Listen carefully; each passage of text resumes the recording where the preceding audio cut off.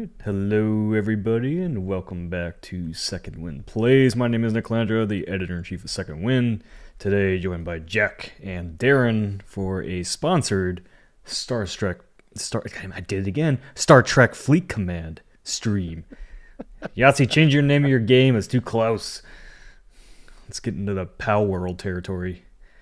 Right. Yahtzee's new game is Starstruck Vagabond, and this is Star Trek Fleet Command. You know, same amount of syllables, and there is a star in both of them. But this is Star Trek. And so we dug up Darren and myself, who are apparently the Star Trek aficionados here at Second Wind, mostly because we're old men. Yeah, I'm a Star Wars boy, and my dad was a big Star Trek guy. My dad watched Star Trek all the time when I was growing up. Oh yeah, absolutely. That was one of the few things that like my dad and I did together was like enjoy Star Trek. Yes, together. So I love it. My wife and I have rewatched the entire Next Gen series together several times. It's a lovely, lovely series. And I've been slowly trying to creep my way back into Deep Space Nine now that I am older and more mature. I wasn't ready for it when I was younger. I don't know if you're older. I don't know if you're more mature. I watched the first season of Deep Space Nine as a Next Gen stan, as someone who loved Next Gen, and it's like, this is not for me. To be fair, the opening episode of Deep Space Nine has Cisco basically tell Picard to go fuck himself. Like, it's one of the great bold opening moves of any spin-off series ever. We got the guy you love from the show you like, and our new lead character is basically going to tell him where he can fucking go. Right. And so, like, but I've heard, and from several credible sources, including you, Darren, that, like, Deep Space Nine is the end-all be-all, and I'm very much looking forward to it, coming at it from a fresh perspective. So, I'm getting there. I can't uncouple my love of Next Gen, my love of aggressive optimism of Next Gen. I think Deep Space Nine is ultimately a very humanist show. It takes away the assumption that the world is good, and instead builds on the idea of what, like, the Next Generation is built on the idea that people are fundamentally good and the universe will reward people for being fundamentally good. Deep Space Nine goes, people are good, and sometimes the universe doesn't reward them for that, and therefore you have drama and conflict. I'm very fond of Deep Space Nine. I think, like most hardcore Trekkies, most people who love Trek, all agree that Deep Space Nine is the pinnacle, and I'm very much looking forward to diving in. Absolutely. Yeah, even in the chat, everyone in the chat is agreeing Deep Space Nine for the win. We have a couple super chats already. Joel Rowe, thanks for the €2. Darren Hype, love his texts. The others also okay. Shit. Gee, what a compliment. That is how I submit all my articles to Marty for editing, is via text. They're very long texts. And you pay per text. Yeah. God, remember those? He lives in a different country. The fees are, yeah. I'm at least old enough to remember those days when we had to pay for text messages. What was it, like 5 cents a text? Yeah. No, and as a reminder to everyone, if you are a Patreon supporter of ours, Nick, at what level do they get Darren's articles? The $5 tier. At the $5 tier, you can enjoy regular articles from Mr. Darren Mooney. Lovely, lovely articles about whatever he feels like writing about, which is always glorious. Yes, and you get a lot of them too. We can't stop Darren from writing, and nor would we want to. We're like, you're gonna. When I told him he's gonna come to Second Wind, I was like, yeah, we'll do 2 articles a week, and then that turned into like 4, and then we're like, all right, we'll just, you know what? Let's just pay you monthly. You can do what you want. That was my plan all along, to get on salary. Now I'm just going to take it easy. Now I'm like maybe an article a month, I think. And it'll be a short one. Zone of interest, good. Full stop. That's it. That's all you need. Let's see here. Someone, where are we? Pure Pyro, thanks for the €2. Beyond the best Star Trek movie, Into Darkness, the worst? Are we doing this? Okay, are we getting into this? This is a heated topic. Into Darkness is the new trilogy, right? Correct. That's, you know. I think I watched the Abrams' first one with Chris Pine. Yeah, Chris Pine's the guy, right? Yeah. Yeah. I think I watched a lot of those. Yeah, and Into Darkness definitely felt like it was trying to emulate other things instead of trying to either define its own path or stick closer to kind of like OG Trek.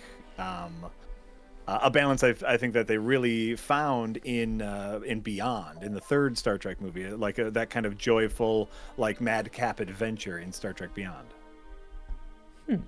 If I were picking best and worst, best for me is First Contact. The old Ferengi proverb. The Next Generation one. I know that's the default answer is Wrath of Khan. I like Wrath of Khan a lot, but I think the First Contact is a very, very well-made thriller that just lets Patrick Stewart choose scenery, which is what you want with Patrick Stewart. A line must be drawn here, this far, no further. And I will make them pay for what they've done. And just like a really phenomenal sequence in which a character outwits Picard by like using the logic of Moby Dick, despite never having read Moby Dick, which is one of the great Star Trek moments. But yeah, First Contact is my favorite of the Star Trek movies. My least favorite, not controversially, I think it's Star Trek V or Insurrection or maybe Nemesis. Ooh. I mean, all bad. All bad. We can agree that those three we would like to ignore if we could. Yeah. William Shatner finally gives Kirk an enemy worthy of Kirk. God, like finally an enemy that is worthy of William Shatner's Kirk. An enemy worthy of William Shatner's ego. And so I guess like that's the real question, because like Into Darkness is a bad movie. Like I think like it's a bad movie. Its characters are all over the place. It's trying to both emulate the original style of the trilogy while doing its own dark and gritty new thing. Is Into Darkness worse than any of those three? I don't think so. I think Into Darkness is a really enjoyable blockbuster. The thing I will always admire about those first two, like Star Trek, J.J. Abrams movies, is they were Star Trek I could watch with my partner. I know that's a cliche. I know you might say that it's a gendered assumption. I know you might say that it is but this was somebody who would never watch Star Trek on their own, would have seen it as Nick described it as nerd stuff. Sure. And like came out of them going, Spock is hot. Can we watch more like classic 1960s Star Trek? Are there episodes where Spock is hot? And I'm like, oh, I have several discs of those. Like I will always admire through your Rolodex. Yeah, it's like so we've got Sulu shirtless. That's an entire collection here. We've got Chekhov weird, and we've got Spock horny. The Spock horny disc was very, very popular. No, Nick, you joke. There's an entire episode which is what if Spock was horny, and it's great. I feel like you've included this in one of your In the Frames before. Yeah, and it was great. The Spock, it was great Spock horniness. 10 out of 10 Spock horniness. And like to me, the first Abrams Trek was like, oh yeah, they're going like schlocky blockbuster. This is really fun. It's not necessarily next gen, like high level thinking, but it's very fun. And to me, Into Darkness just was a bummer. It was, whereas Beyond then was like, oh hey, we're gonna have fun again. This is the controversial thing. I like Beyond less than I like the two Abrams movies because it's the one that it feels so pandering. It is like, this is what Star Trek is, and it won't possibly offend anybody. It's like we have calculated the statistical mean of Star Trek and delivered it to you in a way with no rough edges on it whatsoever. And I'm like, but actually what I like about Star Trek is that sometimes it's very strange and makes choices that I can't understand, and I like engaging with those. Whereas like I think that the controversial thing I will say about Into Darkness is that obviously it comes loaded with a lot of baggage thanks to writer Robert Orci, who is a truther, and you can read that into the movie, and there's, it's a rather uncomfortable lens through which to view that. But I do think that like Into Darkness has the benefit of being like it's a great second term Obama movie, where it's like, we were promised hope and optimism, and the 60s would be back, and they'd be great fun. And Into Darkness is like, but wait, we're at war. There are drones. We're killing people without judicial process. This isn't what we were promised that like this era would be. And as clumsy as that movie is, and as terrible as its fan service is, my name is Colin. Allowing all of those criticisms, which are very valid criticisms of very bad narrative decisions, I think it is at least about something in a way that I look at Star Trek Beyond, and Star Trek Beyond is like, what if Star Trek was like that Star Trek you liked when you were younger? And I'm like, what I liked about Star Trek when I was younger was that it had ideas. And it's like, no, and I like that's a fair counterpoint. I think a fair counterpoint with, admittedly, a ton of caveats. So yes, no, I'm not. This is not a hill I'm prepared to die on. I'm on the hill. I've said my thing, and I'm leaving the hill. You can have the hill. And now you're strolling off the hill. No, that's good. I'm like Hugh Grant. I'm just coming down a mountain. I went up a hill, and I'm coming down a mountain. No, that's very fair. That's very fair. Let's see here. SVS Guru 2000 comes to us with the most important Star Trek question ever to be asked. Before we keep going with these super chats, Nick, is there anything you would like us to say about the game? Is there anything that you would like to say about the game? I mean, I'm learning to play it. It's you know, this is a mobile game that I think they've ported to PC. Okay. So it's a lot of, I guess it's a lot of strategy, and also all these other ships are other players. Oh, that's fun. So you kind of join a alliance, and then I think eventually a fleet, if you will. Yeah, you join a fleet alliance. Yeah. And so right now I'm upgrading my ship, doing missions, kind of going around, doing kind of stuff. So a little bit of tabletop in there, some choice-based gameplay. Cool. That's great. Okay, then we will now get to the most important Star Trek question ever asked. This is like, as far as like worst best movie, this is the hot debate. Do you think that Janeway murdered Tuvix? I think Janeway hit the reset button very, very hard on that episode. I think the writing staff figured out that they could not get rid of Ethan Phillips and Tim Ross and needed to end that episode incredibly quickly. I don't like. I think Tuvix is a fascinating episode, but watching it when I get to the end, everybody's like, "That is the most important ethical dilemma in the history of Star Trek," and I'm like, "No, that is an illustration of everything that is fundamentally wrong with Voyager as a television show in a nutshell." Where it's like, we have this big idea, this bold take, this thing that could potentially upset everything that you think you know about the series and the franchise, and how are we going to solve it? We're going to throw somebody in a transporter, and at the end, everything will be just like it was at the start of the episode. Sorry. One, very, very true. Two, where it's like it is like what they gave to us was the premise of an incredibly interesting moral dilemma, right? Like, we have a new entity here. These other entities no longer exist. We can murder entity B to get back A1 and A2. Oh, the conflict there, and it just ends so fast. Like, nope, he's dead. I'm getting my friends back. Bye. And never comes up again. Nobody's ever like, Janeway. Janeway threw that guy into a paper shredder. It's like, great. No big deal. Obviously, like, that was a huge problem with Voyager in general. Is episode to episode, Janeway was very malleable as a character. But also, like, again, the core problem with Voyager, we should probably talk about the game in a little bit, but the core problem with Voyager was this show that was built on the premise of, this is a Starfleet ship that's going to be sent to the far side of the quadrant. It's going to be on its own. It's not going to have any resources. It's going to have a clear objective of trying to get back to Earth all by itself. That is a premise that lends itself to serialization, because you ask yourself, okay, well, what are they going to do about energy? What are they going to do about food? What are they going to do about traveling through space with these alien races? They're going to have to forge alliances. They're going to have to figure out how to navigate the politics of the sector. They're going to have to make tough choices. This is a ship that has two separate crews on board, the Starfleet crew and the Maquis crew, who are ideologically opposed to one another, and they're going to have to figure out how best to navigate the relationship between the two. What happens when a Starfleet principal isn't the best way to accomplish accomplish what you want. And this is all just really great dramatic stuff. Except the show is just like, what if we just took these ideas from Star Trek The Next Generation and like photocopied them and maybe like just changed the character names on them? How would that work for a Star Trek show? And Rick Berman was like, pretty good. Pretty good. Yeah, then that's less work for us if you think about it. Oh yeah, all of the interesting setup was thrown out the window by episode 3. Like, the Maquis crew, yeah, they're fine being Starfleet officers now. That's fine.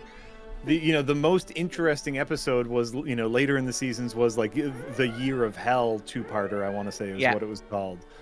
Which was a phenomenal episode where they actually deal with some of these things, like we're running low on energy. We have to, cut our energy output, so people are going to be rationing food. Oh, people are fighting a beautiful conflict that could have been there the entire time. Jack, do you remember how Year of Hell ends? The episode Year of Hell. Do you remember how they solve that problem at the end of Year of Hell, where they're like, what if we took the premise of Voyager serious? Ooh, now you're testing my memory. It's the same solution Voyager applies to every one of these problems, including Tuvix. So how did they hit the reset button? I have no idea. Well, how did they figure out their problem? Janeway just rammed the enemy ship really hard and it reset the timeline. And it just went back to the start of the episode and never happened. That 2-parter never happened. God damn it, Voyager.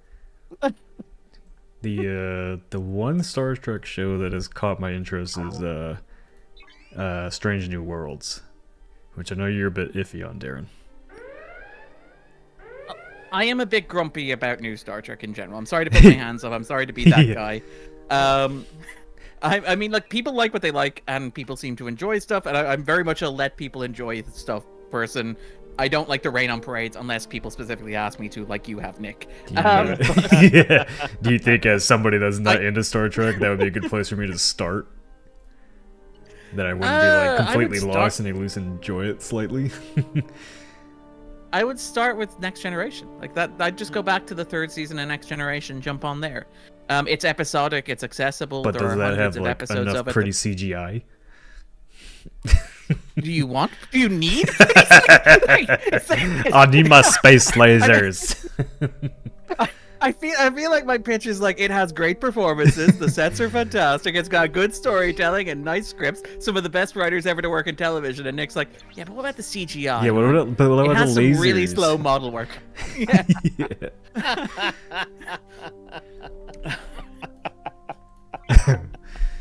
Classic Calandra right there.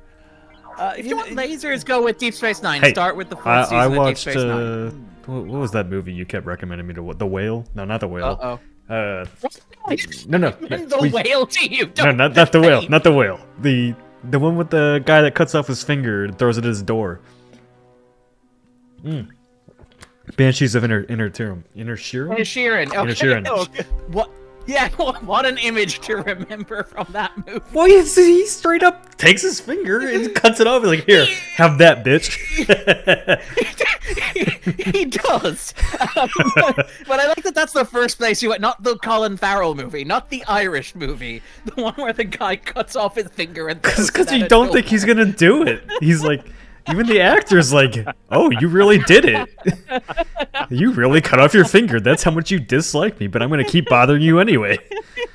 It feels like it's a bad decision for a violinist to make. Sorry, Jack. Yeah. Oh, no, I just think, like, my favorite part is, like, this is Nick's counter to, like, listen, I don't only like space lasers. I also like people cutting their fingers off. Like, well, I don't know if those two are throwing them at doors. The other movie, the Chef movie. Oh, you're gonna have to narrow it down. There's a lot of chef movies. God, the one we started out of focus on, Darren. The Menu? The Menu, yes. Jeez, I am blanking on movie names right now. Yes, I watched The Menu and The Menu's great. Love The Menu. Yeah, that was also a weird movie. There's a lot of chef movies in general, though. Like the idea of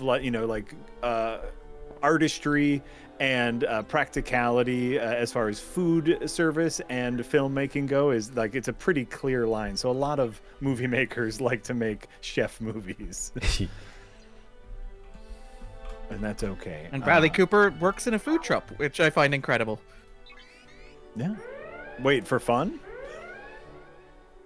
Yeah, no, during the writer's strike, Bradley Cooper like set up a food. No, he's during the writer's strike and during the actor's strike, Bradley Cooper set up like a food truck in New York where he just made Philly sandwiches. Beautiful. As good old Cooper cooks, I guess. Yeah. Good old Bradley Cooper. Everybody loves him. King Dead 42. Thanks for the $5 Americans. Who says I've listened to the 250. I don't think Darren can do short. I believe that's when we were talking about your short little articles that you write for our Patreon. Very fair. And by the way, that's true. That's why I own that. I accept that. Darren is wonderfully pedantic. That's why we enjoy him so much. Yep, I remember when I found him on Twitter and I looked at his entire feed about Christopher Nolan and I was like, okay, he needs to be paid for this. Apparently, we're to keep an eye on Twitch dono stuff. There's an important question to be asked, according to Mr. George Lucas. In Twitch, there's an important... Twitch. Any Twitch... Hold on. Any Twitch way but loose. Boo. Let's see. Boo. Boo. Let's see here. The real question is... Can Jack or Darren win a trivia contest? No, I could never win a Star Trek trivia contest because I don't remember things like episode names or character names. I only remember vibes. I remember feelings. Darren, though, I think you could hold your own in a Star Trek trivia contest, 100%. Darren would just it be depends the on when the contest. cutoff is. There we go. Ooh, he's shooting stuff. Yes, so I need to upgrade. I need to unlock another ship, so I need to find level 3 things to attack. So far, there's only level 2, though. I don't know where level 3s are. Oh, that's fair. No, and Sir George Lucas, I love stuff like guessthedot.game is a website that posts cropped screenshots of video game stills because I'm a visual person. I love images where it'll show you a little cropped image of a screenshot of a video game and you have to guess the game. You get 6 guesses and it shows you 6 different cropped screenshots. I love stuff like that. It's just remembering, there are some people who the Twitch chat is referring to, the other YouTube channel that I frequently guest on, Red Letter Media. There are people on that channel that have an encyclopedic knowledge of things like episode titles and actors' names who appear in, 1 or 2 Star Trek episodes. I can't do that. I don't have room in my brain for that. But some people do, and that's great for them. That's great for them. I find that I get close, but I have a Rolodex in my brain where I will just I will get the first name and the first letter of the second name, and I'll be like, yeah, the guy who played Riker was Jonathan Francis. That sounds about right. That's better than he cut his finger Stevens. off. Patrick Stevens, the great actor who played Picard, who played John Luke Picard. John Luke Picard, absolutely. SVS Guru 2000, thanks for the €5, who says, I will defend Star Trek 5 until the end. Kirk killing God is just pure the original series. It is. I mean, I think the thing about Star Trek 5 is it's Shatner pretending that nothing that happened between 1969 and 1989 happened, including the idea of his co-stars getting raises. It's an incredibly petty piece of filmmaking where Shatner is like, just so you know, you are all under me. Writer, director, and star William Shatner. At its core, Star Trek V is the story of how everybody involved in this enterprise will betray Shatner. I mean, Kirk.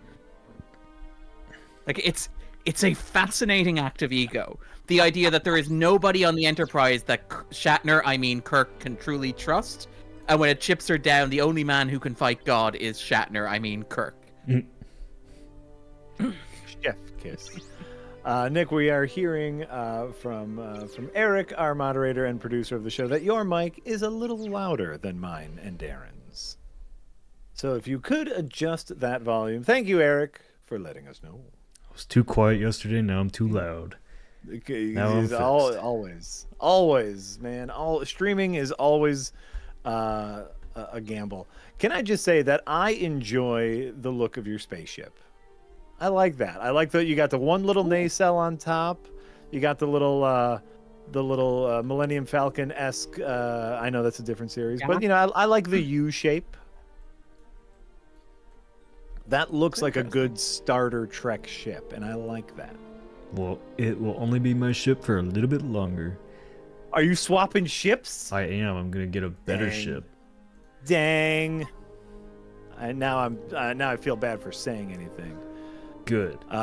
What's the temperature on Battlestar Galactica? The remake of Battlestar Galactica, I thought, was absolutely, utterly phenomenal, and it has a very bizarre final episode.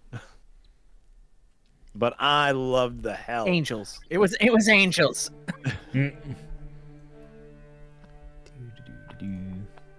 It was it was the for a show that did sci-fi quote unquote realistically, and as well as it did to end on actually, this all happened in the past and we're God and angels, was a little bit of a kick to the stomach. But I love that. I think again, Battlestar Galactica was. Sorry. Oh no. Sorry. I've already stopped. Now you get to. But yeah, Battlestar Galactica is Ronald D. Moore doing Voyager. Basically, is the premise of Battlestar Galactica. Like it's more. To bring it all back to Star Trek, Moore was a writer who joined The Next Generation in its third season as a writer with no experience whatsoever.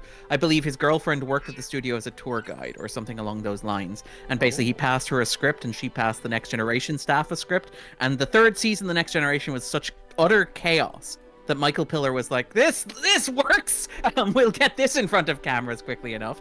And so he came in for lunch, he pitched a couple of ideas, he ended up on writing staff. And like Moore tells it, like Moore has this really fascinating thing where he's like, I was just so happy to be there. And everybody else on that season was like, dear God, this is the worst experience in the history of television. The story that Moore tells is that like Piller towards the end of the third season wrote the infamous memo, which was how to write a Star Trek episode.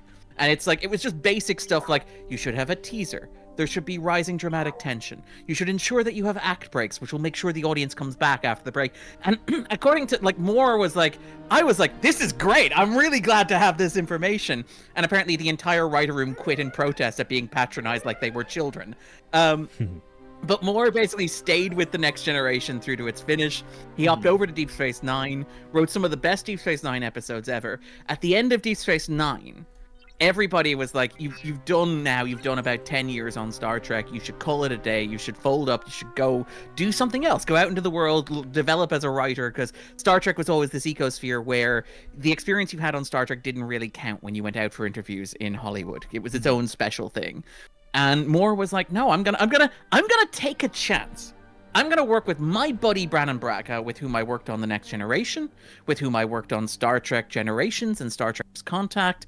I'm going to take a leap of faith. I'm going to join him on Voyager, and we're going to have the best time. It's going to be the best thing that ever happened. And Moore was fired before the first episode of the sixth season of Voyager aired. Moore was basically, he departed, I think, 4 episodes into production. And it's incredible because of those 4 episodes, he has writing credits on 3, which gives you a sense of like how panicked the production there was. But yeah, he basically, and then he gave this interview to fandom.com, which is, if you are a Star Trek fan, well worth reading. Google fandom.com interview Ronald D. Moore, where he literally just goes point by point through everything wrong with Voyager as a television show. And you go back and you look at Battlestar Galactica, and it is very literally Ronald D. Moore going, I was right. Every single point in this exit interview that I gave, I got to put into Battlestar Galactica, and I made a great television show. It's fascinating. It is, and like, but beyond the wonderful intrigue, beyond like the the overarching story. I always point to Battlestar Galactica from like a schlock action point of view as some of the best space combat you will ever see, both in terms of little ships and the big ship combat, which is of course why so many people like Wrath of Khan. Because of the Nebula submarine-esque spaceship battle, which is just beautiful stuff. You get almost Edward James Olmos. What else do you need? And the CGI cameraman, like one of the great things, the underrated things about Battlestar Galactica is the way that it uses like lenses and zooms in space. Like it's establishing shots of spaceships, or like they take a moment to find what they're looking for and zoom in on it. So it's like the CGI render is there's some cameraman in a spacesuit just trying to get the shot right. It's one of my favorite things about that show, and I love it so much. Oh, and it was one of the early adopters of that technique of kind of like the sloppy CGI camera technique to make it seem a little more realistic, to be like, we're gonna crash zoom, but we're making this all in CG, but we're going to use those techniques to help sell the visceral nature of these battles, which is beautiful. Can't recommend the remake of Battlestar Galactica enough, except for just be mentally prepared that the final episode you're gonna feel a little weird about it. Let's see here. Thank you for the $100 donation. We appreciate that support. As this is how we can remain in a business. This is how we can remain paying Darren to write these fantastic articles. Says Darren, as someone who hadn't seen and still hasn't seen any Halloween movie, I thoroughly enjoyed all 13 episodes covering each movie as a retrospective into the film franchise and American history. You did that over at 250? I did that over at the 250. We went through basically, again, episode by episode, 13 weeks. We started at the start of October and just finished last week, which is very seasonal. Everybody wants to talk about Halloween movies in the middle of January. But no, it was an absolutely fun series. It was an idea. I think, Jack, you've obviously met Andrew. Myself and Andrew kind of had a discussion at the start of the year, and we said we wanted to do one thing for each of us. And Andrew was like, I want to do the Chucky films, which is very on brand for Andrew, having met Chucky. Sorry, having met Andrew, not having met Chucky. It's also on brand for Chucky. Chucky. Andrew had not seen any of the Chucky films, which is incredible. Andrew's just like, he seems like he's my guy. Yeah, he was like, I want to talk about all the Chucky films because the only way I watch films now is for the podcast. So I want to watch the Chucky films. Chucky seems like he's my guy. He has my energy, and I'm like, that fits. So I was like, if we do the Chucky films, we'll do the Halloween films as well. And so we went through the Halloween franchise film by film, which was it was a really great experience. Great pool of guests. I think the episodes reasonably okay. I'm always anxious listening back to myself because I edit them, and I'm always like, I don't know if that Darren guy is any good, but the guests, they're fantastic. And yeah, I hope it turned out reasonably well. People seem to like it, which is good, and I had fun making it, and that's what matters in the end. I had my fun. Well, apparently other people did as well. I think like that kind of stuff, that kind of like deep dive is let's just muddle through this, because sometimes the muddle is where the interesting bits are. So I think that's cool. Wonderful. Absolutely. I mean, again, the thing about the Halloween franchise is it's been running so long that you can basically look at the history of American horror cinema and just go, what is happening in American horror at any of these points? And you have things like Quentin Tarantino was approached to write Halloween 6. And you're like, that is a fascinating alternate universe. Because of course he does, because it was the Weinsteins. Like the Weinsteins own Michael Myers, and after Reservoir Dogs, they're like, well, Halloween 6, that's obviously a Quentin Tarantino project. Right. You know the story with Princess Mononoke, right? The English dub of Princess Mononoke, which is written by Neil Gaiman. The reason that it's written by Neil Gaiman is because Miramax got the rights to it, and Miramax, like they always do, went to Quentin Tarantino, and they were like, Quentin, would you like to write the English dub of Princess Mononoke? Tarantino pauses and goes, no, but my mom really likes Neil Gaiman. And then the Weinstein Company goes, okay, Neil Gaiman, how would you like to write the English translation of Princess Mononoke? Because you got a recommendation from Quentin's mom. It's it's an incredible, like, the inner workings of Hollywood are just stunning to think about. Sometimes, like I've heard that recently several times. Is it's no longer who you know, it's who knows you. And apparently, if Quentin Tarantino's mom knows you, you're good to go. So I thought in this game, I was in my system, which is what we've been looking at this whole time. Yeah. Didn't realize there's an entire galaxy map, which is freaking huge. Holy moly. And this is I think where all the multiplayer Oh, stuff and is there are happening. empires. Okay, Yeah. so okay, Were you- so you got were you Klingon, able to- you got Romulan. Were you able to choose a starting empire? No. Was I? No, I'm independent. I'm independent right now. Oh, okay. Oh, okay. You're independent. Okay. Yeah. Are you independent because you chose to be, or are you independent because you're just Nick and that's how you roll? I was forced to be independent. Thank you. Very fair point. No, it's such you start the game as independent. Okay. Gotcha. And so then eventually you'll hit a point where you get to probably, choose one of the factions or choose like a greater fleet to be a part of. I believe so. Oh, neat. Oh, neat. Yeah, the only thing I remember about like the backstory of Halloween was I believe it was originally intended just to be a little one-off, where they're like, oh yeah, this will be the Halloween one, and then we can do more, themed. Or like Michael Myers is like, oh, this Halloween is about Michael Myers. We'll make Halloween 2, and it'll have nothing to do with Michael Myers. It'll just be like an anthology Halloween scary movie. And they're like, nope, we love Michael Myers now. We are only doing Michael Myers.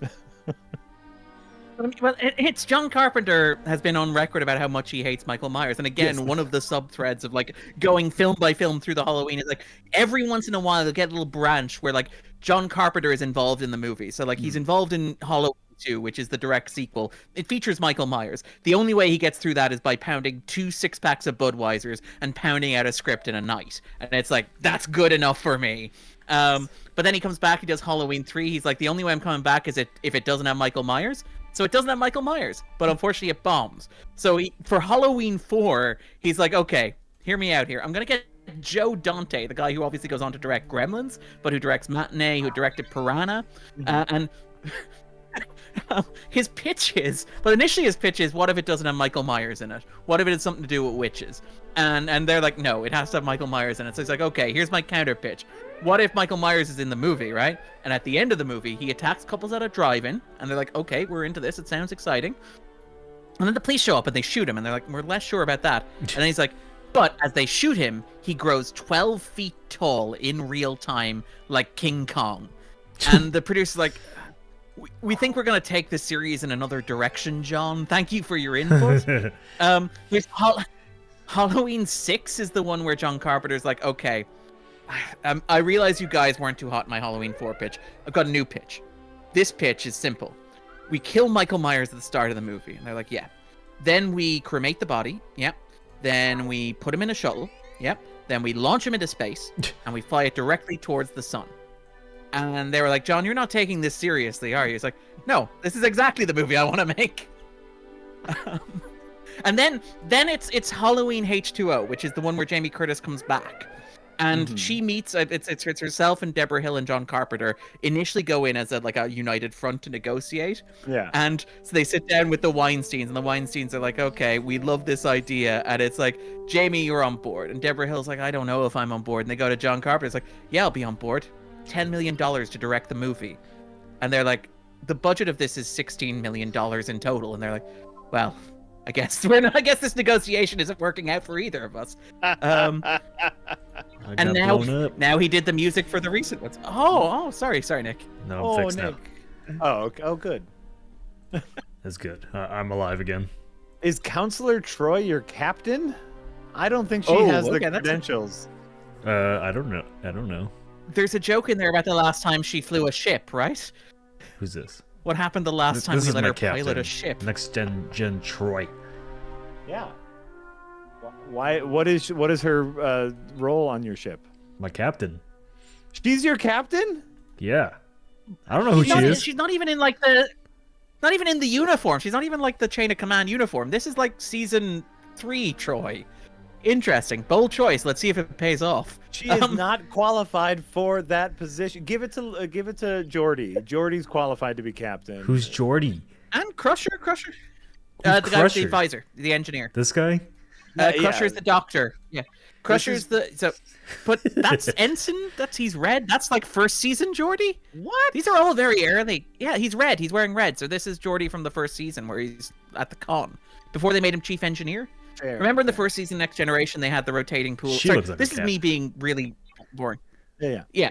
No, this is what we want, Darren. We want you to get. This is the minutia we want to get into. Darren's this is gonna be his first addicted video game. No, and it's like Beverly. I would trust Beverly Crusher to be in command of a ship. I don't think she has the qualifications to be captain as chief medical officer. Geordi has both the leadership capabilities and the ship know-how to be captain. He's the captain. Well, counterpoint to this, Jack, is that like Beverly gets to be captain in the two-part Descent episode at the end of the 6th season, start of the 7th season, and in the finale, All Good Things, in the future, who is commanding the ship that takes Picard into the Devron system? Beverly. Fuck, you're right. All right, no, you know what? I concede. I would choose. I want a captain who's making decisions for the ship, not emotionally, Beverly. Not because she's a woman, because she broke protocol for Picard. Just as a point of sexism there. Let's see here. We have a Twitch dono. Nick the OG. Let's see here. The lows of Voyager's heroes and demons. The Grendel holodeck episode. Love me some Star Trek. I've had the pleasure of meeting the entire TNG bridge crew. Lovely folks. Looking forward to the stream. Especially excited to see more Darren. Absolutely. The Grendel holodeck episode. That's the first season. That's the Beowulf. That's the one where the Doctor has to go and he falls in love. He loses the arm. They take the arm. So basically, the opening is Harry Kim, I believe, is playing Beowulf. He gets abducted by this weird energy life form in the holodeck.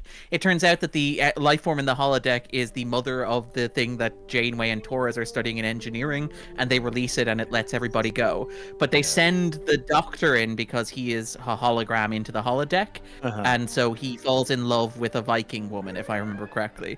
The problem with Voyager is that all of these episodes are entirely forgettable. I am you could tell me that I have just hallucinated this entire episode, and I would believe you. You could tell me that it's actually a story about how Barclay has a holographic version of Voyager that he hangs out with when he's feeling lonely, and I'd be like, yeah, that's what that episode is as well. But that is Pathfinder is that episode that's in the 6th season. I remember that one. Pathfinder. The only thing I know about Pathfinder is that one movie with that medieval movie. There's a medieval movie called Pathfinder? Yeah. Pathfinder? Yeah, he's grows up in a Indian tribe, and then Vikings come to attack them. Oh, I don't know if I've heard of this, but it has Carl Urban in it. Yes, it does. He's really young in that movie. No, and Darren, I think you're thinking of the episode where Robert Picardo, the Doctor in Voyager, actually ends up falling in love with a ghost, but the ghost is actually a demon from the. Oh wait, no, that's the Next Generation. That's Beverly in Sub Rosa. That's the one where Beverly fucks a candle. Yep. Which is just what? It's a really great episode summary. What? She says she fucks 90s a television candle? was great, Nick. Yeah. What? In this very hard science fiction TV show that is mostly about It's very hard. It's very hard. It's hard sci-fi. It mostly has you dealing with moral quandaries and philosophical questions about the nature of power and man. There's also an episode where the chief medical officer fucks a ghost. That's normal. This is normal stuff. A ghost or a candle? That's where they're fucking a candle. Yeah, the ghost lives in a candle. So it's very much shit are you guys watching? Some guy on the Next Generation staff was really weirded out by what his wife was doing with scented candles in the bathroom, and was like, "There's an episode of Star Trek in this, I swear." like Sub Rosa is like a peak 7th season episode of The Next Generation, where it's like we are out of ideas, but we promised them a 7th season, so just go with it. First idea, best idea. Just keep writing it. Just keep writing it. We've already started the episode. Just keep writing it. Like, Worf eats a crew member at one point during the 7th season, and it's never mentioned again. In Genesis, like all the crew devolves. Troy becomes a fish lady. Barclay becomes a Spider-Man. But Worf like eats one of the crew, and nobody ever mentions it again. He devolves into like a feral caveman Klingon and just eats them. Well, and I guess like this, what this is to say is like, you know, we can be a little, sometimes we can be a little elitist about what our preferred Star Trek is. And, you know, like obviously like there's the wonderful, like big heady episodes like Measure of a Man or, what's the episode title where they're dealing with the like ancient Cardassians and they have to prove that they're not God. Oh, they're the ancient Vulcans. It's Who Watches the Watchers. Who Watches the Watchers. And so like there's these phenomenal episodes that are like peak Star Trek Next Gen, but then there's also ones where Beverly Crusher fucks a candle because there's a hot ghost inside, and like we have to just admit that like both of these things can exist and they're both wonderful for different reasons. In the chat, I just want to shout out Nick Grumble said the 7th season episode where Data takes over the ship and becomes a sun god. That is the episode Mask, written by Joe Manesky. That is a masterpiece of television. Okay, I believe you. Barely kidding. I am only just being a little bit ironic. There is part of that statement that I honestly believe in like the 10 to 15% realm. That's also the episode where it's like Brent Spiner really wants to show his range, so we're making Data a sun god. The 7th, like, it's great when a show runs 7 seasons of 26 episodes a pop because you get to do stuff like that. Poor Brent Spiner, who just like kept trying to be like, maybe I can have a twin brother who can have emotions, so I can actually act for a half of an episode. What if I play my dad in old age makeup? It's like, please just let me emote because that is my job as an actor. Beautiful times. Let's see here. Oh, and by the way, thank you, Eric, for putting the donations in the Slack because I do keep missing them as we talk about candle fucking. Let's see here. What a coincidence, because one of the donos. Because one of the donos from King Dead 42, thanks for the $5, says, don't forget that the candle Crusher was sexing was her grandma's ex-boyfriend. Yeah, who fucked her grandmother to death, I think is the implication of the episode, right? Like, the episode is like she goes to like Space Scotland to bury her grandmother, who seems very happy in like lying in death. And it's like, she seemed like she was really happy in her last couple of years, and the implication is that she got fucked to death by a candle. Cassidy in the YouTube chat says, all this sounds weird. Where can I watch it? That is Sub Rosa Paramount Plus, I believe it's on at the moment. It's on Netflix, I think, in the UK and Ireland. Yeah, watch it if you choose to. All the Star Trek is on Paramount Plus. Though Except for Prodigy. Oh, okay. Except for Prodigy. Darren, I have a new backdrop pitch for you. The weird history of Star Trek. Oh, it's been covered extensively by many. Though here's what I will say is if you have the funds and of course a Blu-ray player, the Star Trek Next Gen Blu-ray upscale is some of the finest bit of filmmaking. You will. Oh, Darren's grabbing it. I know already. There it is. The incredible amount of post-production work that went into upscaling all of the effects, redoing a ton of mats, absolutely gorgeous craftsmanship. I'm sure it cost them so much money. We will never see any other Trek do that. But if you want to watch, Star Trek: The Next Generation in the highest quality, that Blu-ray upscaled edition is, if you are a Trek fan, 100% worth the money. Let's see here. Pure Pyro, thanks for the €2. Wants to know, is Darren a fan of Farscape? I have never watched Farscape. This is the thing with television, where like watching a television show is a commitment. I like movies because they're short. I watch 2 hours and I'm done. When it comes to television shows, it's like I'm all in, but it means I'm all in for an extremely focused period of time. Yeah. So when Nick is like, "I need you to watch Blue Eye Samurai," I'm like, "That's one of 3 things I can watch this week in total." So Farscape is it's like 70 hours, and it's like that will take me out of the loop for about 3 weeks if I were to commit to it. But I've heard it's good. I've heard it's good. Like I remember watching it back in the day and not being able to deal with some of the more cartoony aspects of it. Again, it's just that coming from Star Trek, which has a little bit of a prestige behind it. My guess is I would feel differently, but like Darren said, the time to watch a show, it comes for us all.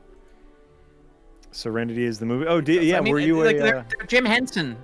They're Jim Henson puppets. That's correct. Are they Jim Henson? Or not Jim? I mean Henson Company, I believe. Yeah.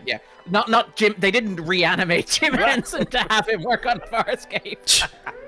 Well, we're talking old shows. I don't know if people understand the timeline. Yes, I believe Jim had passed at that point, but it was the Henson Company Muppets. Yeah. I'm curious about like who the next who's gonna pick up the guys that did The Expanse for a big new sci-fi series next.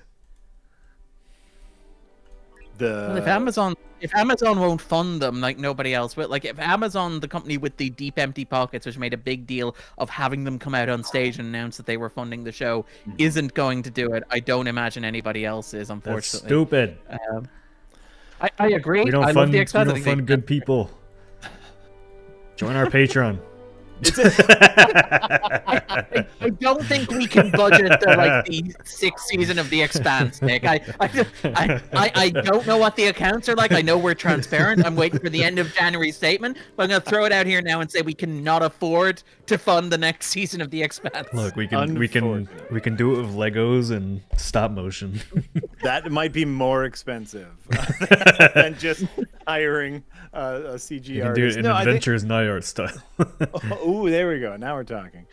I think unfortunately, they had to wrap up that show significantly sooner than even the writers were prepared for. A marvelous show, marvelous book series. We are getting some more kind of niche hard sci-fi adaptations. I know like the first season of Silo I thought was okay, and the TV, on Apple Plus, and Hugh Howey is getting another adaptation soon. I'm trying to remember. Beacon 13. There's the 3-body problem coming on Netflix as well from the guys who brought you Game of Thrones. That's right. 3-body problem. The 3-body problem, which unfortunately brought to you by the guys who did Game of Thrones. But that's the only controversy, sir. Are they just a one-hit wonder, those guys? Because I feel what's the other guy that keeps doing all the action movies for Netflix that everybody was like, the Russo brothers? I feel like they haven't made a good movie in a long time. What's the last movie? The Russo brothers have the Gray. The Gray Man. The Gray Man. The Gray Man. Yeah. But the Russo brothers are so fascinating because it's like most directors, you are given IP, and the idea is you go and you make an IP movie, like a superhero movie, and you use that to get the movie that you actually want to get made, right? You're like, I can use the money that I have gained, the credibility that I have gained from making the biggest movie of all time to do whatever the hell it is I want to do. And then you watch the Russo brothers, and the Gray Man is just, it's like watching somebody do fan fiction of Captain America the Winter Soldier, except they did Captain America the Winter Soldier. Your grandest ambition in life is to do a filed off fan fiction version of the thing that you did in your professional capacity. They also did Citadel for Amazon as well, to give that a shout out, because it's so easy to forget. That was the show that Amazon filmed twice, which is incredible. It's the second most expensive TV show of all time after Rings of Power, because they shot it. Oh, just because they shot it twice. They shot it twice. They shot it.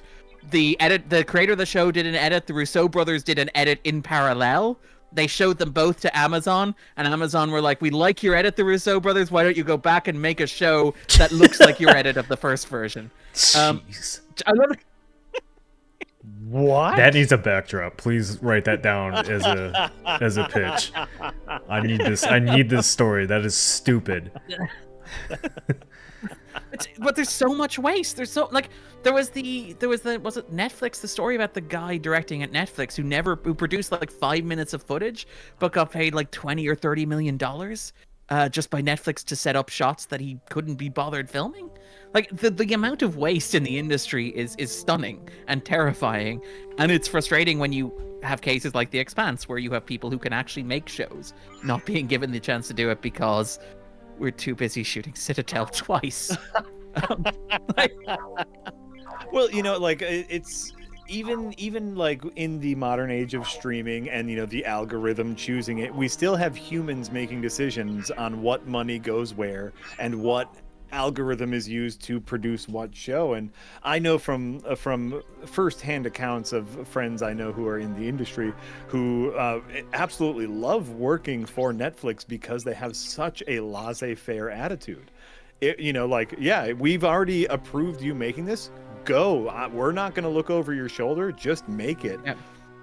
Which, on from an artistic standpoint, if you have someone who is competent and if you have someone who's passionate, like thinking of something like the first season of Stranger Things, you have someone with a clear vision who can make something, that's great. But if you have someone like whom Darren is talking about, who just kind of fucks around, like that's the downside of the laissez-faire attitude.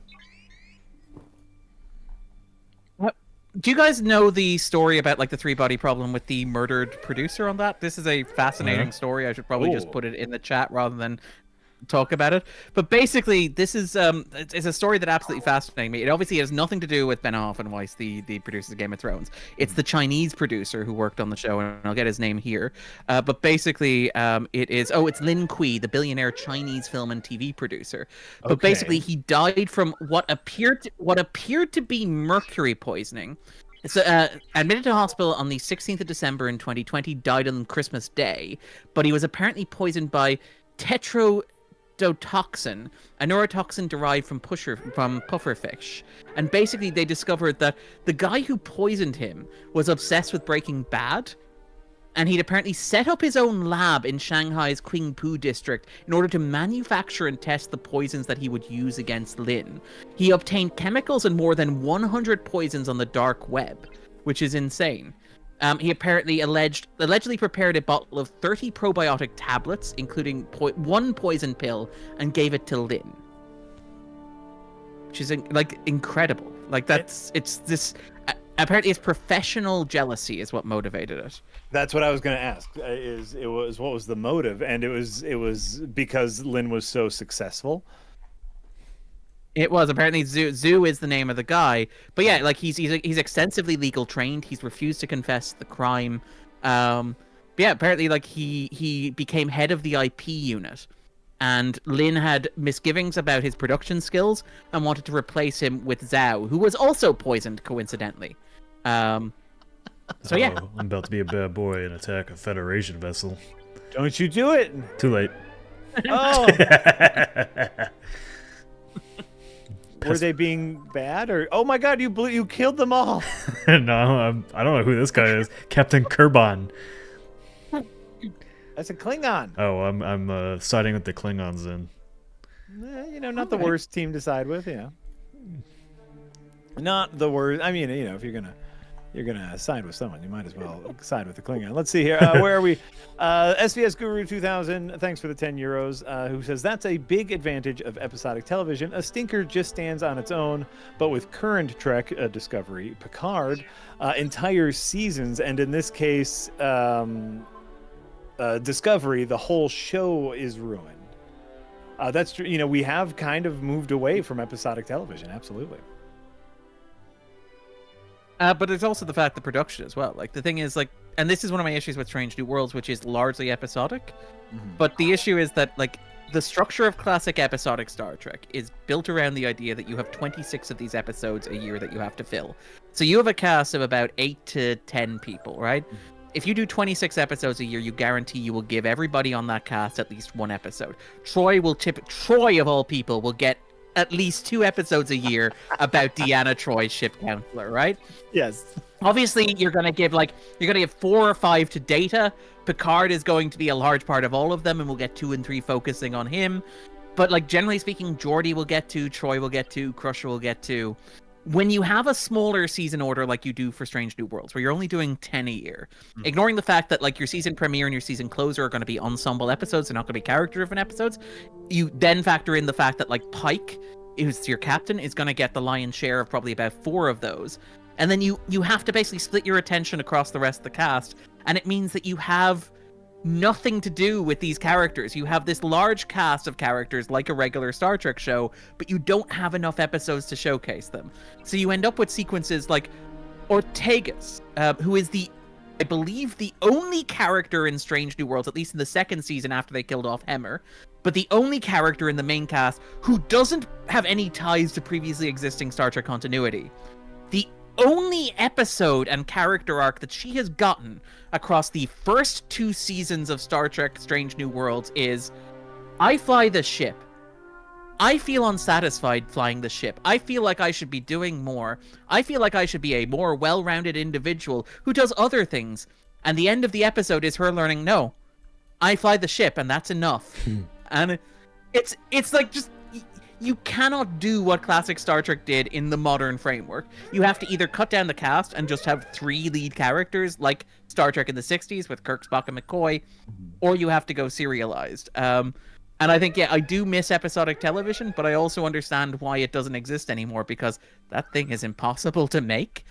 Talk to anybody involved in making episodic television in the 90s, and they will tell you what a nightmare it was and how they mostly wanted to murder their co-stars.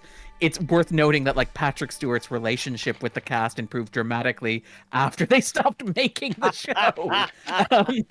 No, it's impossible. Like Gillian Anderson and David Duchovny. Yeah, sorry. Yeah, liked each other a lot more when they stopped having to see each other every day. Sorry.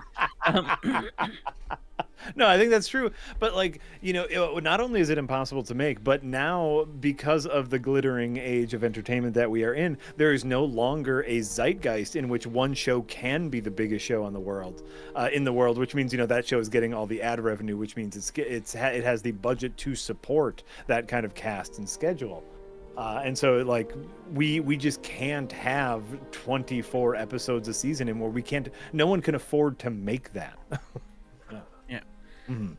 And I to be honest, and this is the thing where it's like you want to be very careful on YouTube when you say things like this, because there's the outrage and the click and the click culture and the harvesting of hate clicks and all that sort of stuff. But like, it's going to be a very tough couple of years for the major franchises going forward. You're going to see companies like Disney scaling back on their Marvel content, their Star Wars content. You're going to see Paramount scaling back on its Star Trek content. Like, you think getting, 10 episodes of Strange New Worlds every year, 10 episodes of Picard every year, 10 episodes of Lower Decks every year, like, that is the pinnacle and the peak of output. We are going to scale back to a point where you're getting maybe, 20 episodes in total of Star Trek split across 2 or 3 production teams in a year. Because that's just the reality, as you said, the economics of what streaming are now. Where, like, the model that you said, where that wasn't sustainable, that was at the peak of streaming. Right. And we are well past the peak, yeah. Oh, yeah, I think, like, everyone is coming to the obvious from the outside realization that, like, they can't be the only streaming service. Everyone was in the race to be the one and only streaming service, and no one is winning. And so everyone is losing an incredible, inconceivable amount of money in this whole streaming age, which there is a part of me that there is a very cynical part of me that is slightly happy about that, as I do believe that some franchise things need to stop happening. Like if we stop making Star Wars movies, I'm fine with that. If we stop making Star Trek TV shows, I'm gonna be okay with that. If we don't need to continue on this path of nostalgia driven commerce, though I love a lot of it so much. At least it finally seems like audiences are kind of getting sick of it too, finally. Yeah. I agree with you both, but there's the inner cynical voice in my head that says, like, when Disney sees that stuff coming in, they are going to scale back on the Marvel and Star Wars stuff, but they're not going to scale up on any of the other stuff. They're going to cut that back as well. So it's not going to be a case where they stop making Star Wars and keep making American-born Chinese. They're going to make less Star Wars, yes, but they're going to make nothing like American-born Chinese anymore. You know, that's the thing. That's my worry, is that, like, the lesson that will be learned from this is less, which is good, but it'll be all IP. Like, all the other stuff was just set dressing. It's like, we got to focus on what works and what people want, which is more IP. Isn't whatchamacallit, what was it? Percy Jackson, I've heard, wasn't terrible. I've heard good things. I have not had time to watch it, to be fair. Trying to think of, can I mention stuff on embargo? I don't know. There's a FX show that is coming up that I'm quite enjoying. I'm not sure I can say what it is yet, but it's non-IP based. Shogun? But yeah, like, yes. You're watching it already? All right. I'm not happy with you. I don't know if I can answer that. I want it. I want it now.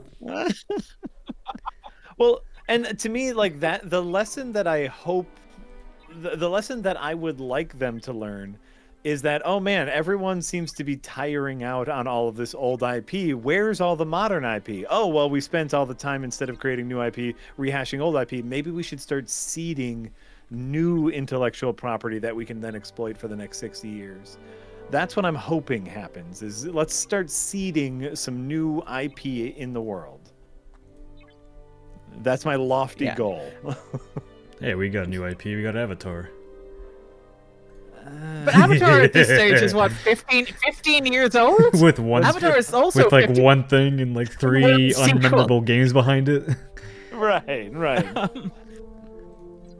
Let's see here. Like, what is the last big IP? Like, so hold on, what is the last big IP in terms of like brand reach? Five Nights at Freddy's, but that's Five Nights at Freddy's is probably from the 2000s, the video game. Right. You're right in the board. Whoa! We did just get Ted too. You got Ted? Ted. Yeah, Ted just got a prequel show on Peacock. Yeah, because you needed to know that story, Jack. Yes. It's good to know someone. Oh, son of a bitch! You know, probably like the last. Crucial for advancement. You know, if we're talking movies, the last big IP was probably Harry Potter, right? And that's getting remade completely because that needed to happen too. Right. Why? That's 2000. That's around the time of Lord of the Rings, though. Like, to make us feel old. Yes, I know. I feel like we're... Got a John Wick. There we go. Wick. In the chat. John Wick from 2014. And that's still 10 years old this year. John Wick. You know, you're Fast and you're Furious. You're. Eric shouts out Five Nights at Freddy's from 2015. So yeah. But again, Fast and Furious is from 2000. They were stealing DVDs in the year 2000. DVD players. Remember that? You know what? I didn't, but that you just awoken that memory in me. But yeah, I don't think. I think like there's definitely been franchises, but I don't think there's been like a mega hit franchise like Star Wars or Lord of the Rings or anything like that. That's been new to like the mainstream entertainment industry. Right, they're too busy digging up old IP to make new IP. I just saw in the news that they're gonna redo another series. I forget what it was now. I don't know. There's one of those like every day. Fast and Furious Nights at Freddy's. I think you're right, Miss Harmony. A name that I'm gonna pronounce this name. Thanks, YouTube subscriber Fatcock, for the $5 donation. I personally always liked Deep Space Nine because they gave a lot of their characters great development, like Nog and Worf. Yeah, that's what I hear. Like, Worf is fascinating because like Worf obviously is a next generation character, and like on the next generation character, Worf is like the asshole. That is his function on the ship. Like, there are several plots on Star Trek The Next Generation which consist largely of Picard taking Worf into a room and going, I'm very disappointed in you, Mr. Worf, but there will be no consequences whatsoever. Like, I love that there are entire episodes built around, like, how unpleasant Worf is to work with. Where Worf is like, hey, Riker, I broke my spine. I want you to murder me, just, like, so my son grows up an orphan. And Riker's like, Jesus, Worf. Like, it's like... Hey, you could give a blood transfusion to help this Romulan, and he's like, "Nope, not what I'm doing." But he goes to Deep Space Nine. I was like, I was going to say, like, let's be fair to Worf as a character. A lot of his job, not Worf's job, but a lot of the job of the character was to be the person that didn't know anything, so that they could explain it to the audience as well, right? Yeah, and as security chief, his job was to, like, narratively get his ass kicked in order to set up the stakes. Of so, like, course. Worf would be the guy who'd be like, "Don't worry, Captain, I will handle this," and then get thrown across the room, and everybody be like, "Well, I guess this is a serious problem then." But what I love about tough job, yeah, go ahead. What I love about Deep Space Nine is Deep Space Nine takes Worf over, and it's like, you ain't seen nothing about how big an asshole this character can be. Like, there's one where he goes to, like, space Florida and becomes, like, a weird, like, neocon terrorist because he doesn't want to wear a Speedo because one time he killed a dude by headbutting him when he was a kid and feels really bad about it. Like, it's fascinating. Like, there's another one where, like, Cisco... where his brother comes to the station because he's been dishonored because of something that Worf did. Of course. And, like, there's a big... But without getting too far into the episode, about 15 minutes into the episode, there's a sequence where Cisco has to call Worf into his office, the captain of the station, and go, "Look, Worf, I know we're big on multiculturalism here on Deep Space Nine, but I just want to make it clear in case there's been any ambiguity. It does not cover you ritual suiciding your brother. That's not covered on station policy." Like, one of the great innovations with Deep Space Nine is letting Worf be really antagonistic and really uncomfortable and really unpleasant in ways that even the Next Generation was like, I don't know if the audience will follow this guy. I have no idea what's going on here with what you're talking about. Who is a Worf? What is Worf? A Worf is a Michael Dorn, which I'm also not playing sounds Jeopardy. like a Klingon name. Michael Dorn the Worf. Really great comedic timing. Like, the thing about Worf that's incredible was he was not meant to be a member of the primary cast. He was a late addition to Star Trek. I think Roddenberry objected to having him on The Next Generation, which is why if you watch the first season, Worf is just kind of there. He gets one episode, Heart of Glory, towards the end of the first season, and it's only around the second season they start realizing they can do stuff with Worf. But it's fascinating. He was almost not on The Next Generation, and he ends up being this character who, like Chief O'Brien, ends up running from the first episode of The Next Generation through to the last episode of Deep Space Nine, and becomes, like, one of the most important and influential characters in the history of Star Trek. It is a fascinating arc. And sometimes that's how it works, which is the beauty of it. Let's see here. Tommy Salty, thank you for the 10 Polish notes, who says, "Nice to see the most powerful minds at Second Wind." And Nick, you're confusing. You're getting attacked today. Darren and I's love and appreciation of an old sci-fi show, 90s TV show. Yeah. For being powerfully minded, not necessarily correct. I'm not saying we're not powerfully minded, but just because we know a lot about Star Trek doesn't make us powerful. Take that, internet. Yeah, I've read more Star Wars books than Darren has. That's very fair. I've literally only read the Thrawn trilogy, and that was a comic book. It was a picture book. It had pictures and words in it. Gee, man. I did actually love. I think you actually would like Darth Vader series. I feel like you would like the High Republic series that's been going on. It's a lot more politically intriguing than a lot of this stuff, Star Wars stuff. A lot of that Star Wars. Yeah. But, like, this is I love that we should be talking about Star Trek, but we're just talking about, like, IP, like really old men shaking our fists at the sky. But, like, The High Republic is a setting of a new like Star Wars show that's coming, right? It's going to star Daphne Keane, if I remember correctly, right? The Acolyte, and like theoretically that should be so exciting because it's so far removed from anything that we have seen in Star Wars to this point. There's been no actual Star Wars film or television show set in that era, but then all you keep hearing is, yeah, but we're going to get into Darth Plagueis the Wise, and Yoda's probably going to be in it, and you're like, no, please, no. Well, Yoda's like mentioned in passing in the High Republic books, but he's never like focused on. But if the show, to get people interested in the show, yeah. Oh God, now I was excited for it. Now you made me. Oh, I blew up. You made me not excited for it. That was good timing for me to blow up. You just blew up my interest in that show and my life. I'm sorry. No, but how rude.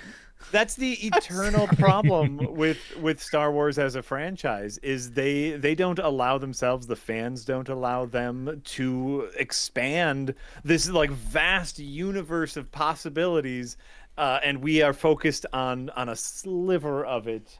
Even when we get just a little bit out there, like with like season 1 of The Mandalorian, we just tiptoe a little bit outside of that sliver. They yank you back in. Isn't that the same thing that happens with Star Trek though? Because like that's why you didn't like what's the not Strange New Worlds, but Picard. Well, Discovery too. Okay.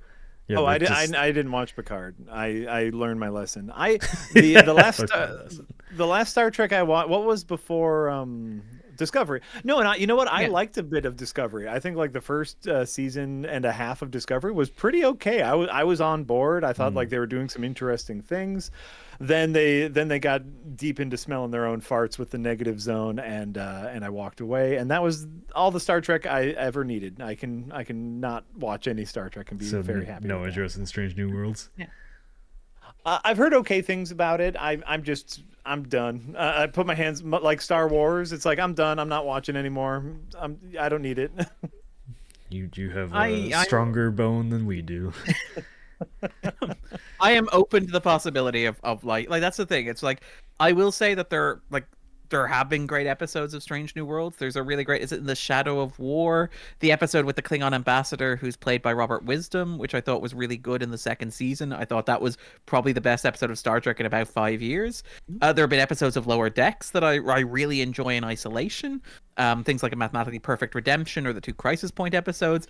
But yeah, I do find myself, it's like a lot of franchise media where it often feels like I'm watching a photocopy of a photocopy of a photocopy of something I liked. And I can just, more than ever, like it's easier now than ever for me to just watch the thing that I like instead. Where instead of watching like Strange New Worlds does Fight or Flight, the second episode of Enterprise, I can just go and watch Fight or Flight, the second episode of Enterprise on the same service. And it's just as handy. And it has the benefit of not being a reference to anything other than itself. Yes. And again, people like what they like. I don't mean to rain on people's parade. I feel really bad that I ruin. Like I was like, let me ruin The Acolyte for. I'm like Daphne Keane is great. I think there's a lot to look forward to in The Acolyte, but I am a little bit cynical about IP driven kind of like franchises now. Yeah. I am I travel hopefully. When good Star Trek arrives, I hope I recognize it and I enjoy it. I can point to episodes of Strange New Worlds. I can point to episodes of Lower Decks. I will give a shout out controversially to the first season of Discovery, much like Jack. I think it is a flawed season of television, but I think what it is doing is new and interesting. It's the last time that Star Trek seemed like it was trying something new. It didn't entirely work, but it also was something that was the franchise hadn't done before and reflected the changing, shifting landscape of television.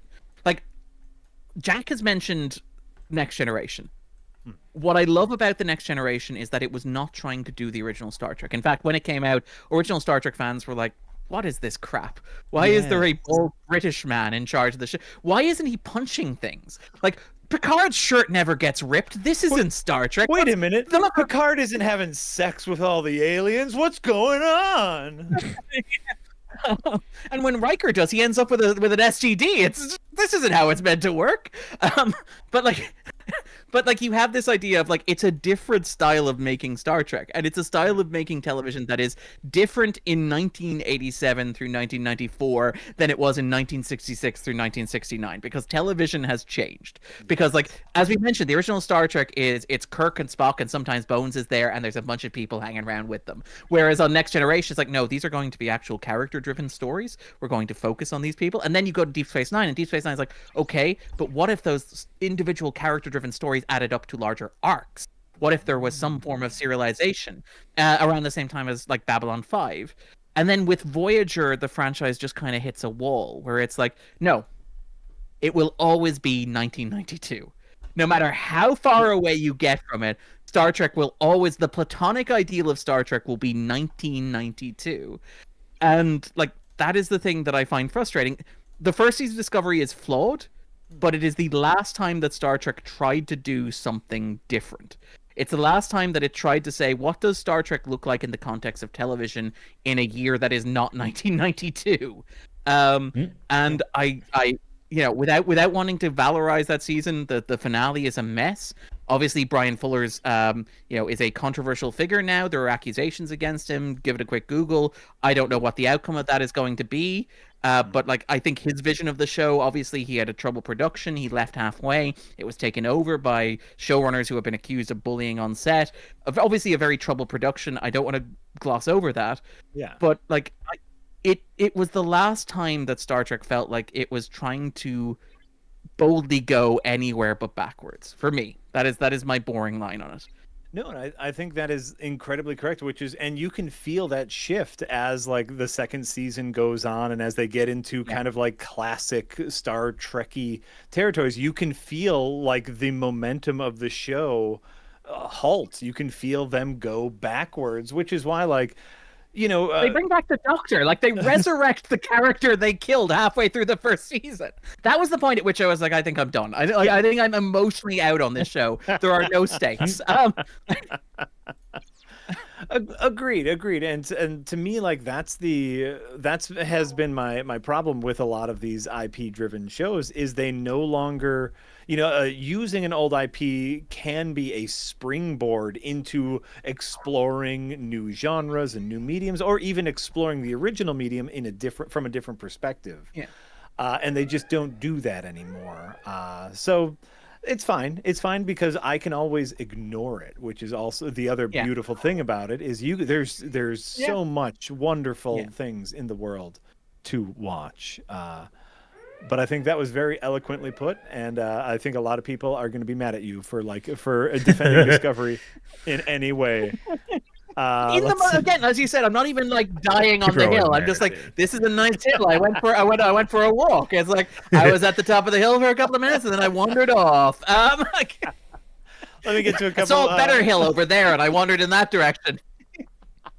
I'm going to get to a couple donations here. The True Mandalorian, thanks for the $5 American, says, I just want to say huge thank you to Darren. Your 250 podcast genuinely reignited my passion for film for the first time in years. That is a wonderful, wonderful movie podcast going through the top and bottom 250 of IMDb. Just some lovely movie talk from Darren. That is the 250 podcast. SVS Guru 2000, thanks for the €5. Wanna feel old? The Next Generation is now almost twice as old as the original series was when Next Generation came out. Oof. Yeah. Guess what? I'm an old man.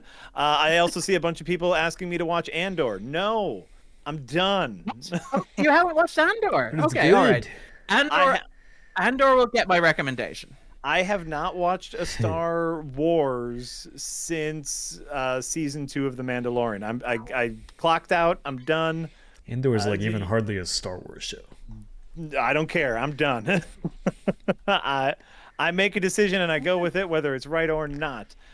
Tyler King, thanks for the $5 American. Can't watch at the moment, but Darren, Jack, and Star Trek will always get my donation. Thank you, Tyler King.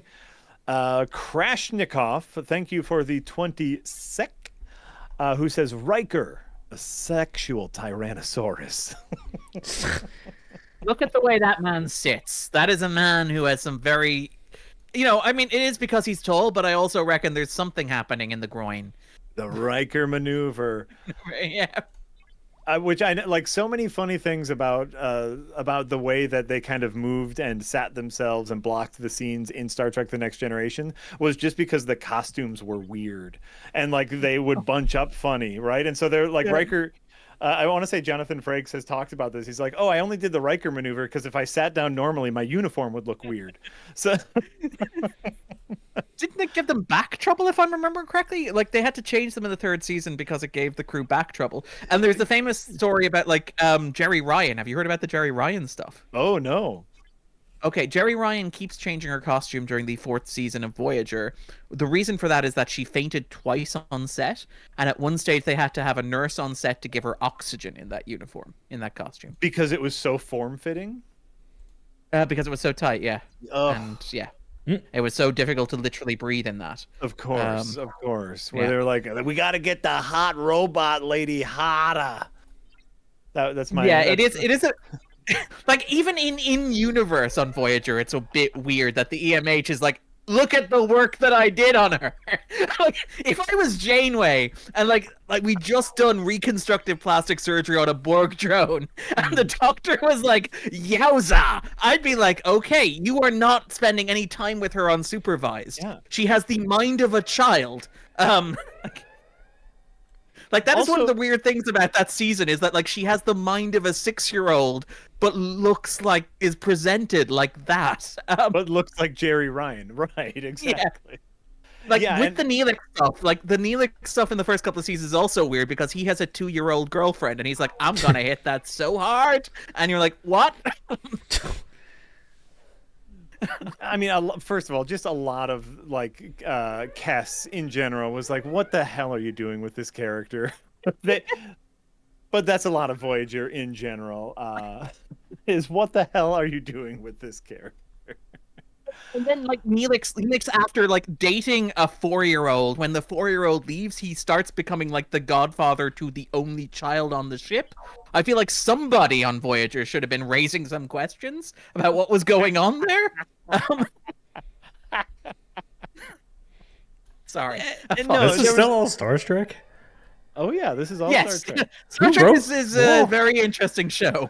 I'm gonna have to have some conversations. We haven't even talked about the salamander sex yet. Yeah, we haven't even talked about the salamander babies yet. To me, you know what? I'm just gonna ask my dad about that when I get home. Dad, remember the candle sex and salamander sex? That's the only new Star Trek I would watch. Is like after millennia, the salamander babies of Janeway and Paris grow up and evolve into a humanoid-like being and have to deal with their origins. Who was their god? The thing that created them. That is a Star Trek I would watch as... See, Nick, I'll try to explain it to you. There was an episode of Star Trek Voyager in which Captain Janeway and pilot Tom Paris were devolved into salamanders because do you of remember some why they were? Do you remember why they transformed into salamanders, Jack? Oh, now I got to remember why they were transformed into salamanders. Oh, it was Tom. Tom Paris was like a goo person. Why was he a goo person though? Oh. Because ship go too fast. Because shit, that's right. They were trying to reach warp 11. Yeah, they're gonna hit transwarp. They were gonna hit transwarp. So Tom Paris turned into a goo person, and so he wanted to turn Janeway also into a goo person, and then that devolved them into salamander people, and they fucked and made salamander babies. But then after they just left, but they left the salamander.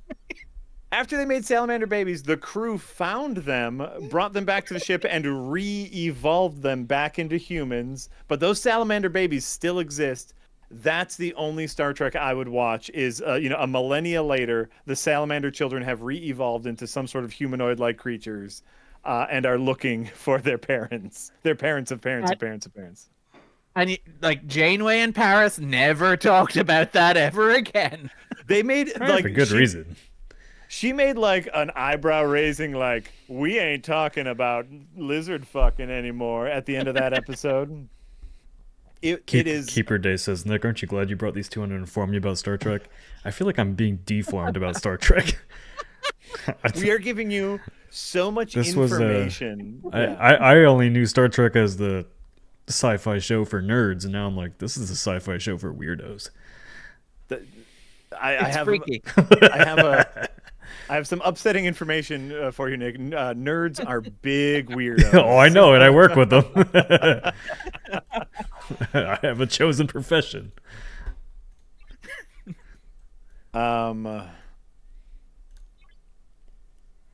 Samuel Sarrett, I see your donation. I'm gonna need a little more context about that before I say it out loud.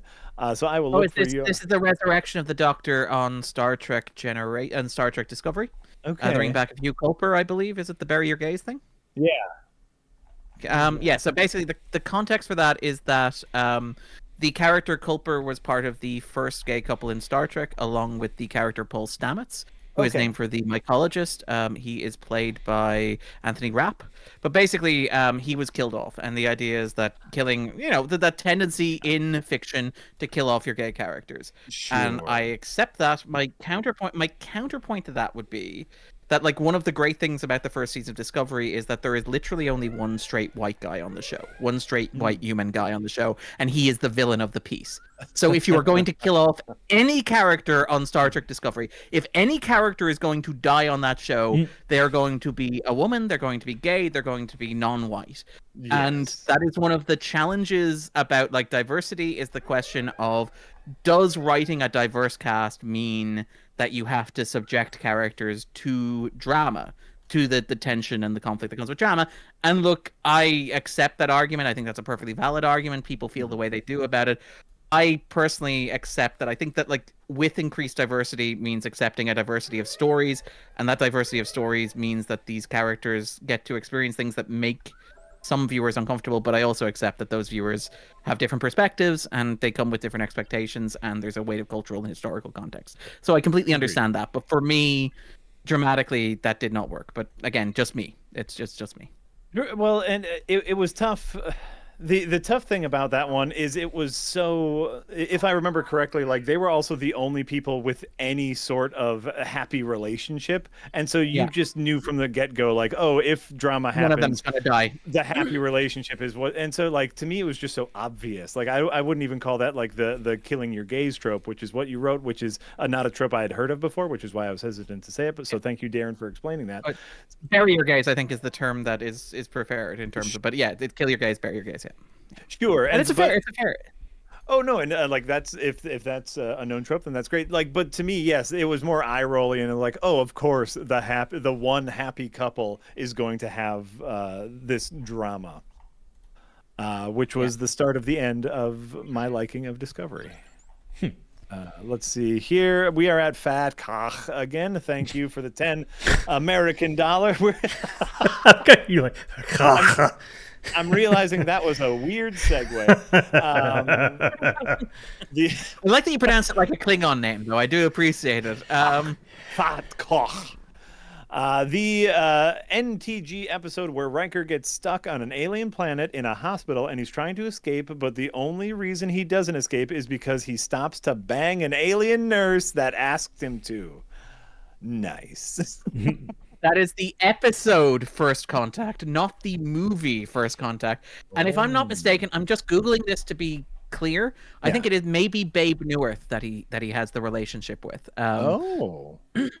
Yep, is Lanelle in that episode. I'm just checking that she is the one who gets the Riker maneuver. So 2 seconds. But there it is. The nurse who expresses her desire to, quote, make love with an alien.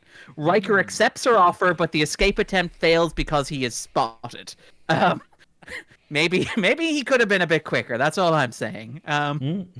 Never for Riker. He's there for their pleasure, if you know what I'm saying. He could have been done quicker, but that's not the Riker maneuver. That's also like the fun part of season 1 and 2, and even a little bit of 3 of Next Generation, is figuring out what the hell to do with Riker. Is he the Kirk analog? Yeah. Is he kind of like the foil to Picard? What are we doing with Riker? Was a fun thing that they needed a couple seasons to figure out. earlier when But I was. the thing with Riker was that, like, sorry. Go ahead. The thing with Riker was that he was meant to be, as you said, the guy who did the fighting and fucking. He was meant to be the Kirk analog. Yeah. We have this 50-year-old British actor in the lead who's bold and cerebral and kind of intellectual, and we want this like young, hot Alaskan dude who can kick ass and take names. But the problem is that like Patrick Stewart is like, wait, what are you guys saying I can't do? There's the famous story that like again Ronald D. Moore tells on the day that he was brought in for lunch on the 3rd season. The bit where they offered him the chance to come and write on staff, where he meets Patrick Stewart. I think it's in the sick bay set, and Patrick Stewart like very politely walks over and shakes his hand and says, "Young." Now, according to Ronald D. Moore, he says, "Young man, I have one bit of advice for you. When you're writing for this show, you need to remember the captain on this show doesn't do nearly enough shooting and screwing," and then walks off. Now, Patrick Stewart was asked about that a couple of years later, and his response was, "That's not what I said at all. I said the captain doesn't do nearly enough fighting and fucking." Nailed it. Oh boy, we're going to Vinland. Ooh, Vinland. Vinland. The anime Vinland Saga. I don't know about anime. SVS Guru 2000, thanks for the €5. 7 of 9 should have worn the full Borg costume for the whole show. What a nightmare that would have been for Jerry Ryan. Jerry Ryan. Yes. I think like she should have been scarred. Like she should not have been the quote unquote babe on the show. The show doesn't need a quote unquote babe. It's a Star Trek show. Sorry. No, that's classic though. That's classic television producers. Like, numbers are failing. We need a little kid or a hot babe. Okay, a hot babe it is. Hogo. Well, this was the that was the Brannon Braga thing. That was the UPN. Like one of the problems with Voyager, and again, sorry, this is getting very inside baseball. Apologies for all the people who do not care about deeply inside baseball Star Trek information. They say here watching Nick play. Yeah, we are here for a Star Trek Fleet Command live stream. They are here for inside baseball Star Trek stuff. Absolutely. But like the production of Voyager, one of the issues with it is that Star Trek The Next Generation and Star Trek Deep Space Nine were produced for syndication. So they were produced independently of any individual television network, and therefore the production team on them had complete creative freedom. Now, obviously, there are issues around Rick Berman, who was basically supervising producer on those shows, and how much or how little he was willing to allow. There are various stories that like actors on Deep Space Nine or talent on Deep Space Nine tell about having to trick or horse trade with Rick Berman to get things done. But like the problem with Voyager is Voyager was produced for UPN. It was produced by Paramount for their television network, and so it was immediately subject to network notes. And it was also subject to like what the network was. Like Jack, do you remember the wrestling episode of Star Trek Voyager guest starring The Rock? 100%. I believe it has both The Rock and Jeffrey Combs in it, if I'm remembering correctly. Yeah, and J.G. Hertzler as well, if I remember. So like 2 Deep Space Nine guest stars as well. Like the cross network synergy is strong on this one. And like the thing with Enterprise, like my story, the thing I love about Enterprise is Enterprise was also produced for UPN. And there's this story that Berman and Braga tell where they were invited into a meeting with UPN executives. And they were like, so the ship, does it have a bar on it? And they're like, yeah, the ship has a lounge on it. And they're like, okay, hear me out here. Every week we get a hot new band to beam to the ship and play music in the lounge at the end of the episode. And like, yeah. That would have been the worst.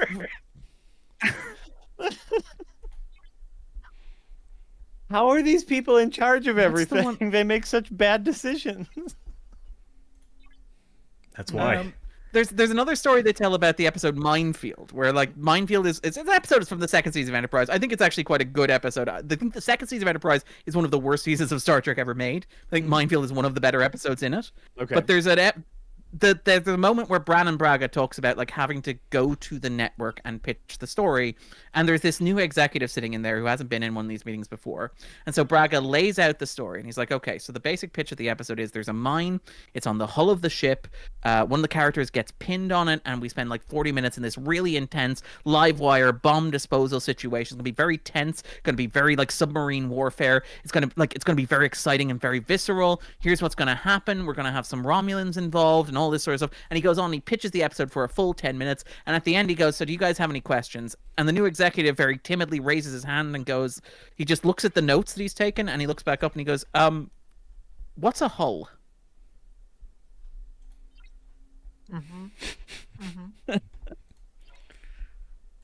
Beautiful. That's absolutely beautiful and perfect. What's a hull? I know I'm here to give notes on the Star Trek show. Yeah, what's a beaming? Beaming. What's a phaser? That sounds like me. Right. Which is why you don't give notes on Star Trek shows, which is fine. We have a Tulia Salome. Thanks for the €2, who says, "Big heart, gay luxury communism." Okay. We have Kamja Ninja. Thanks for the $10 American, who says, the Star Trek plus Wars paradox. They were special because they felt so original. Trying to revive the spirit of the originals equals makes the new ones feel unoriginal, which makes them feel unlike the originals. Whoa. I agree with that. That is a very profound. That is a very profound statement. Ooh. It is a very profound statement. Like, like thinking of like what Darren mentioned with Star Trek: The Next Generation. It was using the established, the original series as a jumping off point and then trying something new. If you look at the original Star Wars trilogy, they were taking this idea of, fantasy pulp, science fiction or science fantasy, and using that as a jumping off point to make this fantastical new thing. And we are no longer jumping off, which is our big issue here. Dower Dodger Esquire, thanks for the $2 American, who says, left a little gift for you in coffee, Jack, or Ko-Fi, however we pronounce that. Whoa, hold on. I see a lot of things in our Slack here. Sorry.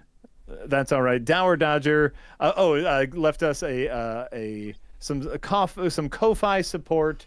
That's right, because our current funding goal here is for Adventure is Nigh season 4, which we are planning on filming in March. And let's see here. Oh, okay. Hold on for a second. Marty and Eric are doing some calculations. Dower Dodger might have. Oh, push us over. Might have given us enough of a Ko-fi donation to make us reach season 4. We're gonna wow. Dower Dodger, $1,000 donation today.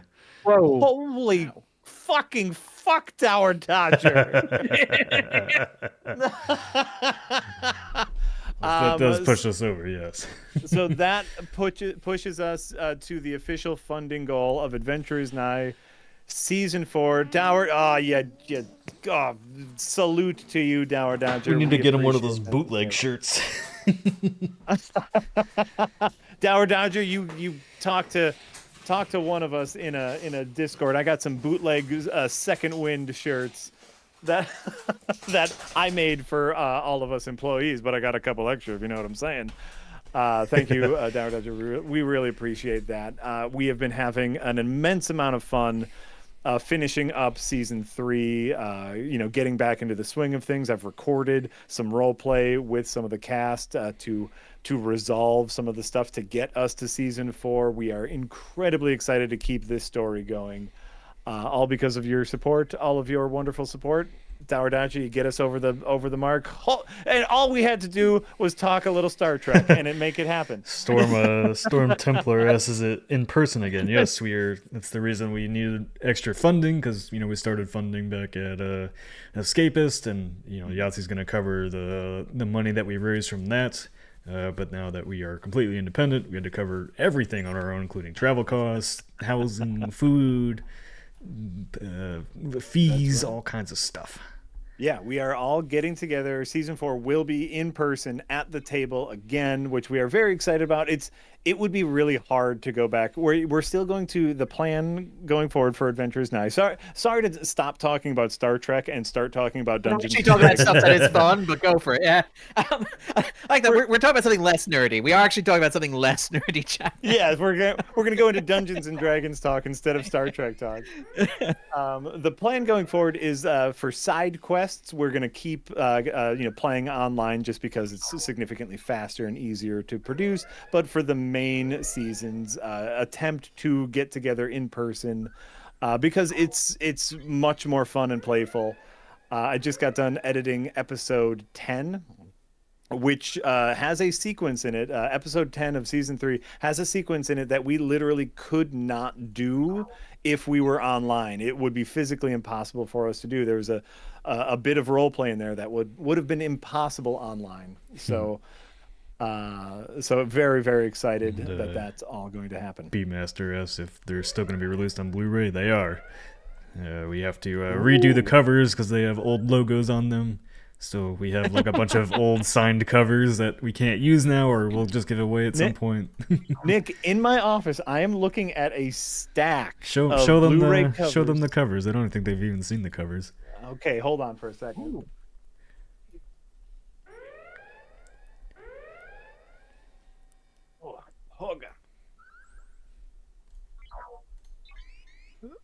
From a year ago, when we all got together, it was very important that we signed all of these. Like, these are, I have hundreds of these on my desk, all individually signed by us, covers for season 1 and 2 of Adventures Now that are now useless. We have to reprint and re-sign them all. And I can't. The key is to sell them on the black market. Now they're bootleg. Like that they're even more valuable than the proper one. They are more valuable. They are all signed by us. This has dust on it because it's been sitting on my desk for a year. But yes, very, very excited. We'll find some way to get those out to people. Maybe if we ever do like a live event or something, we can we can offer those to people.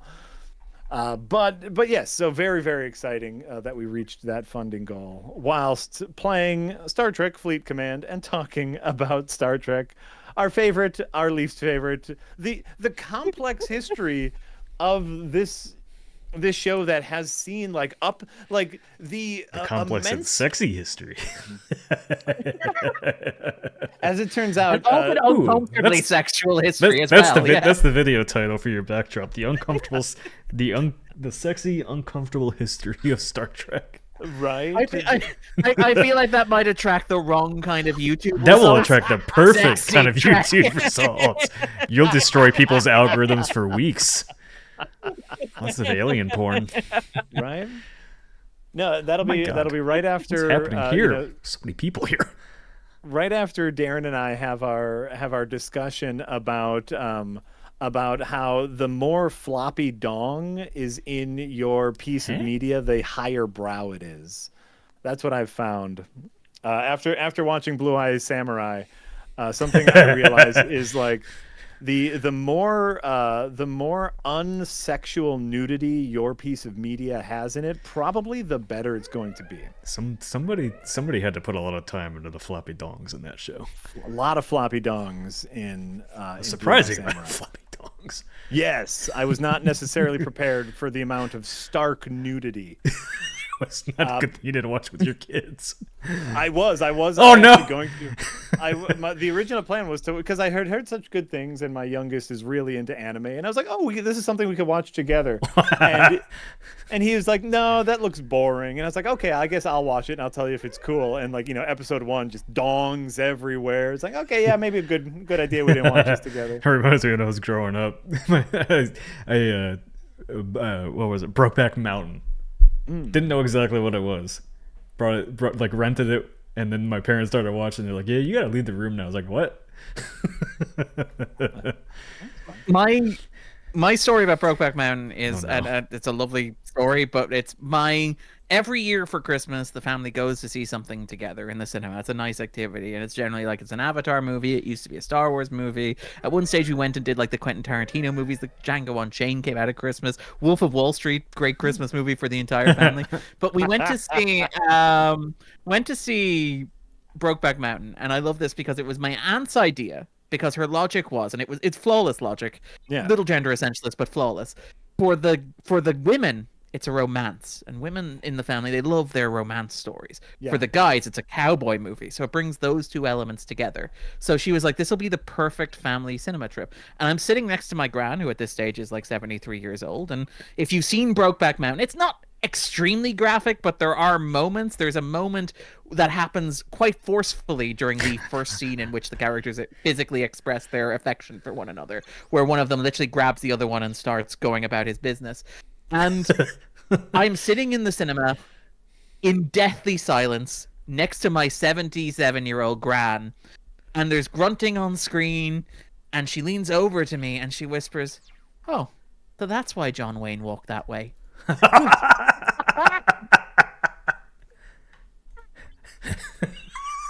What a lovely woman.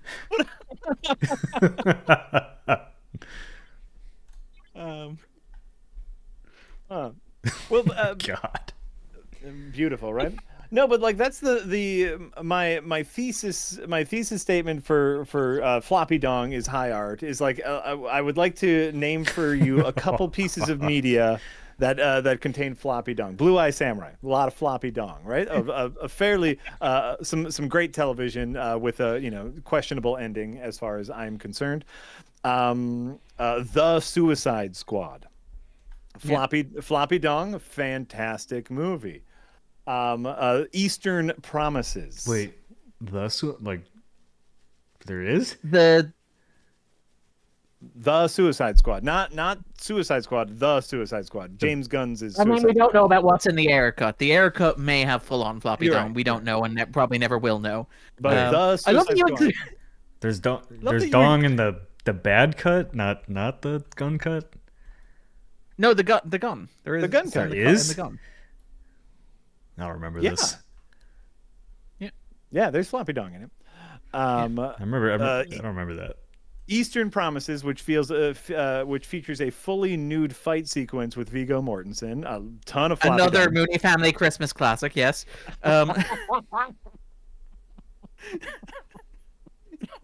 Which, by the way, a phenomenal movie, Floppy Dong. And so really, yeah.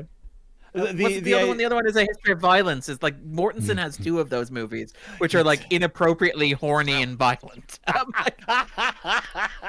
That's right. You know what? I forgot about. I feel like our sponsor is not going to be happy with all this talk of Floppy Dong. Sorry. I asked very specifically if we had any. They did say to be ourselves. They said to be ourselves. We are featuring the game. We could talk about whatever we want. I want to talk about floppy dongs. This one won't be like that Web3 one. You criticized our game that nobody's playing. We're not paying you. Right. That one note that Jack sends back. It's just a card face down on the table. You turn it over and it says floppy dong. Floppy dong. Counter offer. All right, we'll make a new stream series with Jack and Darren called the Floppy Dong series. The idea is if you are brave enough as a filmmaker to feature stark nudity, to feature nudity that is not sexualized, to feature not nudity titillating, yes. Not titillating, right? This is like very very humanistic primal nudity that you have the wherewithal to make a competent piece of media. I guess that's the end of the thesis statement. No, it's also that you trust your audience and your own ability to handle something that could be uncomfortable in a way that will not only not alienate the audience but will bring them along. Like it's very much a show of strength from a directorial standpoint. It's like, absolutely. I can pull this off. Like, imagine pitching the fight scene from Eastern Promises directed by. Yes, I could pull off the Floppy Dong. I did say, yeah. He doesn't even try anymore. He just talks in puns. It just happens. You don't even have to think about it. You've punned for so long, you don't even think about it anymore.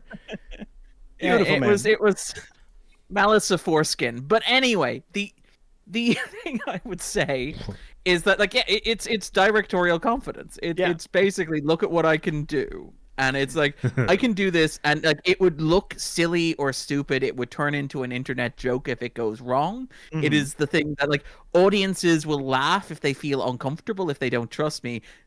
But I'm gonna accomplish this, you know? Yes. Which is, it's which is absolutely beautiful. Pure Pyro, thanks for the €2. Have you seen Altered Carbon? I watched the first season. I never watched the second season. Second season, Anthony Mackie in it, right? Yeah, isn't that the bad season? KC would say it's a bad season. He hates Anthony Mackie. Remind me what Altered Carbon is. It's where you can swap bodies, where like you can basically, there's like personalities and discs. This is the problem with so much streaming stuff, where it just washes right over me. Where I know I watched it because the first season was Joel Kinnaman and the second season was Anthony Mackie, and it's about this idea. Yeah, like RoboCop the second. But basically,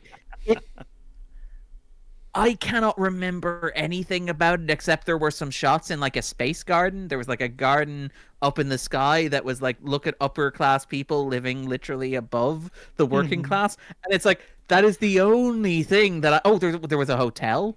I think there was some sort of hotel, like a John Wick hotel. And he had a robot person with a big mustache. Yes. Yeah. I like that we're reminding ourselves of this show, which we clearly both watched but made no impression whatsoever. That's what you need to know. Season. Like it's a show. It just didn't have that thing. It didn't have that spark. Like, I remember scenes, I remember bits, I remember the action being okay and the story being so up its own ass. But I remember it being okay. Like, but yeah, it was fine. Well, half the reason I don't care to watch it, like, I enjoyed the first season of Shadow and Bone on Netflix, and then they did the second season, and then they immediately canceled it. So I'm like, I'm not going to invest my time in this then. No. Yeah, it's so annoying. Netflix does that for like every show I like. Dipshit the Clown, thank you for the $9.99 American. Here's some coins for the Adventures Nigh pile. Thanks for all you do. I'm quite enjoying the vibes of the Bespectacled Boys stream. Floppy dongs are cinema. Thank you, Dipshit the Clown, which apparently can be a name on YouTube, which is great.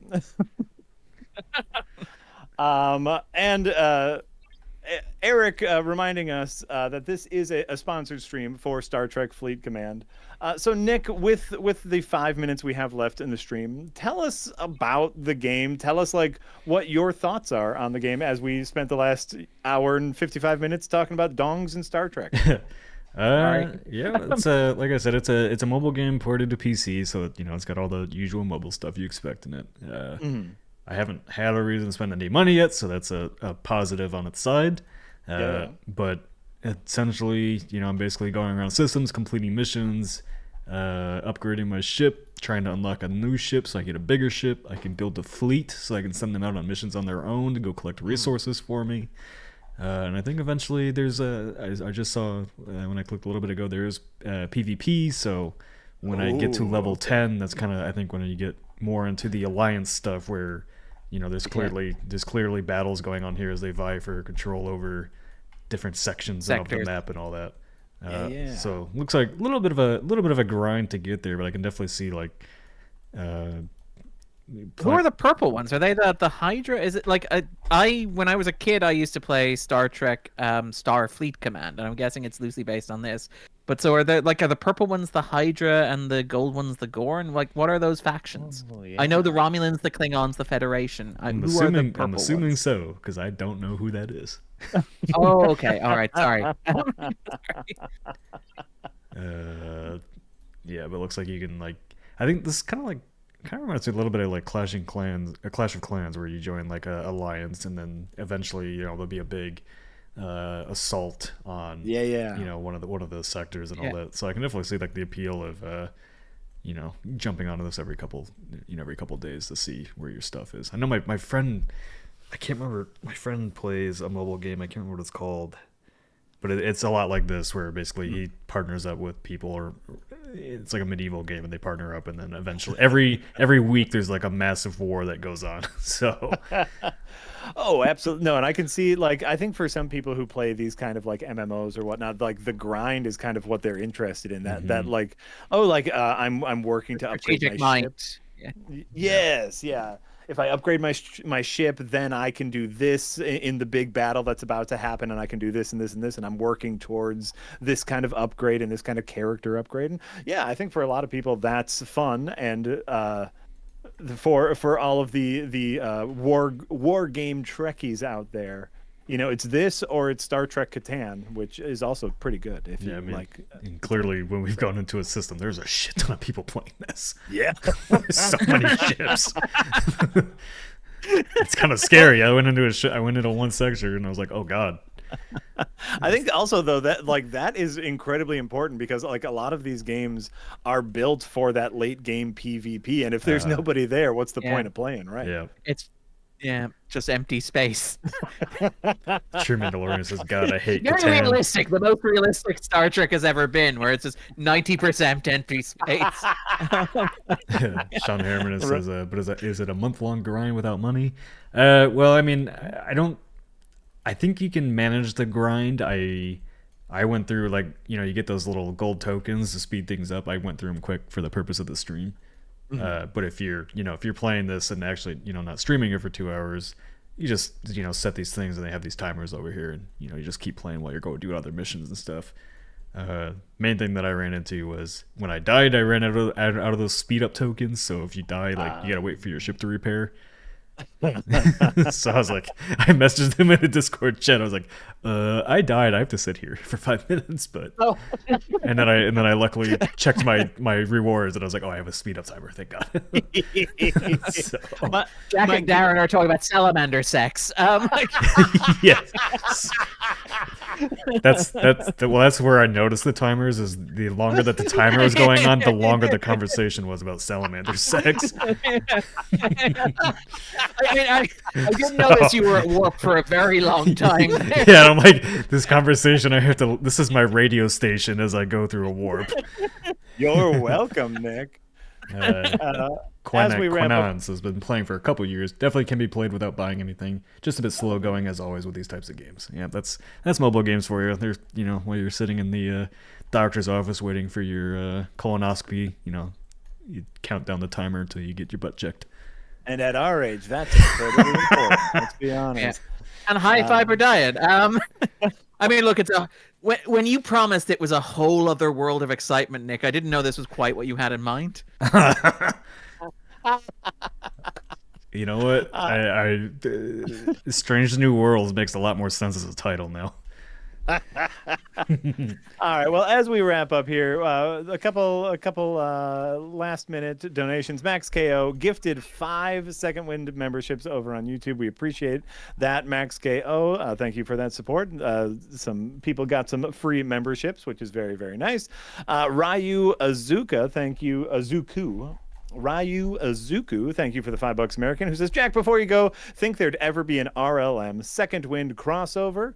Nothing is planned. I don't know. Historically, if you are doing tomorrow. What? I said we don't even know what we're doing tomorrow. So sometimes that's very true. If you are an RLM fan, you know that historically they don't do much outside of RLM. So I would say stick with that assumption. But you know, we'll never say never. But I mean, come on, we all know. Come on. All right, and that is 2 hours Star Trek Fleet Command and a whole bunch of Star Trek talk. By the way, there was a tiny part of me, Darren, that was a little bit worried. That was like, oh, Darren and I can riff about Star Trek for a little bit. Oh, I wonder if we can make it 2 full hours. Oh man, we didn't even scratch the surface of our Star Trek shenanigans. You were worried you couldn't make it 2 hours? I was worried I couldn't make it 2 hours of that. Nick has never ground harder than he did when he's like, just stop talking about Worf eating crew members. Stop talking about candle sex. We will not. We absolutely will. All topics I did not expect I'd be talking about today. Beautiful stuff. So hey, thanks for everybody for coming out and joining us for this very, very silly stream. Hopefully we can have more opportunities like this where we can pull Darren in for weird niche nerd talks, which I always enjoy. Darren, I'm gonna set you up on a stream at some point. Do you play a Crusader King? Because I think you would actually really like it, weirdly enough. Okay. Just because you like weird things happening. No context needed. I like that is like the profile that Second Wind has of me. It's like, Jack is organized, he's strategic, he's comedic. Darren just likes weird shit. Just ask the Discord what happened to me in Crusader Kings, and then you'll be like, okay, I get it now. It makes a lot of Star Trek sense there. Did you have salamander babies? Did you fuck a candle, Nick? I did. I did something. Oh, it was a Marty special, is what I'm seeing from the chat. It was a Marty. God damn it! Sorry, Marty. That followed you over from the Escapist, the SS guy. Oh, sorry. I didn't realize. Sorry, apologies. That's okay. Everybody still says I eat poo-poo. But yes, that's going to be the end of the stream. Thanks again to Starstruck. God damn it, I did it again. Starstruck. I can't do it, guys. I literally can't. Star Trek Fleet Command? I'm literally, like, when I try to say Star Trek, there's an S in there. There's just an S. It's just going to happen. Well, I'm saying Starstruck now. Not Starstruck. I'm saying Starstruck. Thanks to Star Trek Fleet Command for sponsoring the stream. You can check out Shrek is a very different movie. Star Shrek. I like that one. Why can't we get good parodies like that anymore? The world is gonna... This was Star Trek Fleet Command. Eric has been posting the link. If you would like to, this is a free-to-play game. So if you would like to download and try it, there is a link in both stream chats to check out Star Trek Fleet Command. Also, you should check out Starstruck Vagabond, which is the video game that Yahtzee is working on. We are doing some game testing live streams with him and Jamate, which will continue, which is very fun and insightful as far as the process of making video games, which is really, really interesting for those of us who like that sort of stuff. And of course, if you like this kind of weirdo, bizarro content, go to our Patreon and give us money. And yes, if you like this kind of weirdo content, you follow Darren on any social media he's on, because he's got all the weird stuff. Damn it! I tried to fly into the sun to get away from this conversation. Can we just note that Nick has arranged his ships like the spiral from True Detective? They all what? Yeah. There's a ship in True Detective. No, there's a spiral. No, just a spiral. spiral. It's a recurring spiral. It's an occult image. It's like, this is really freaky, this way that nature keeps arranging itself in patterns. Oh, Nick. What does that tell us about you? Nothing at all. Nothing. Yeah, fair. Okay, bye. Okay, bye, everybody.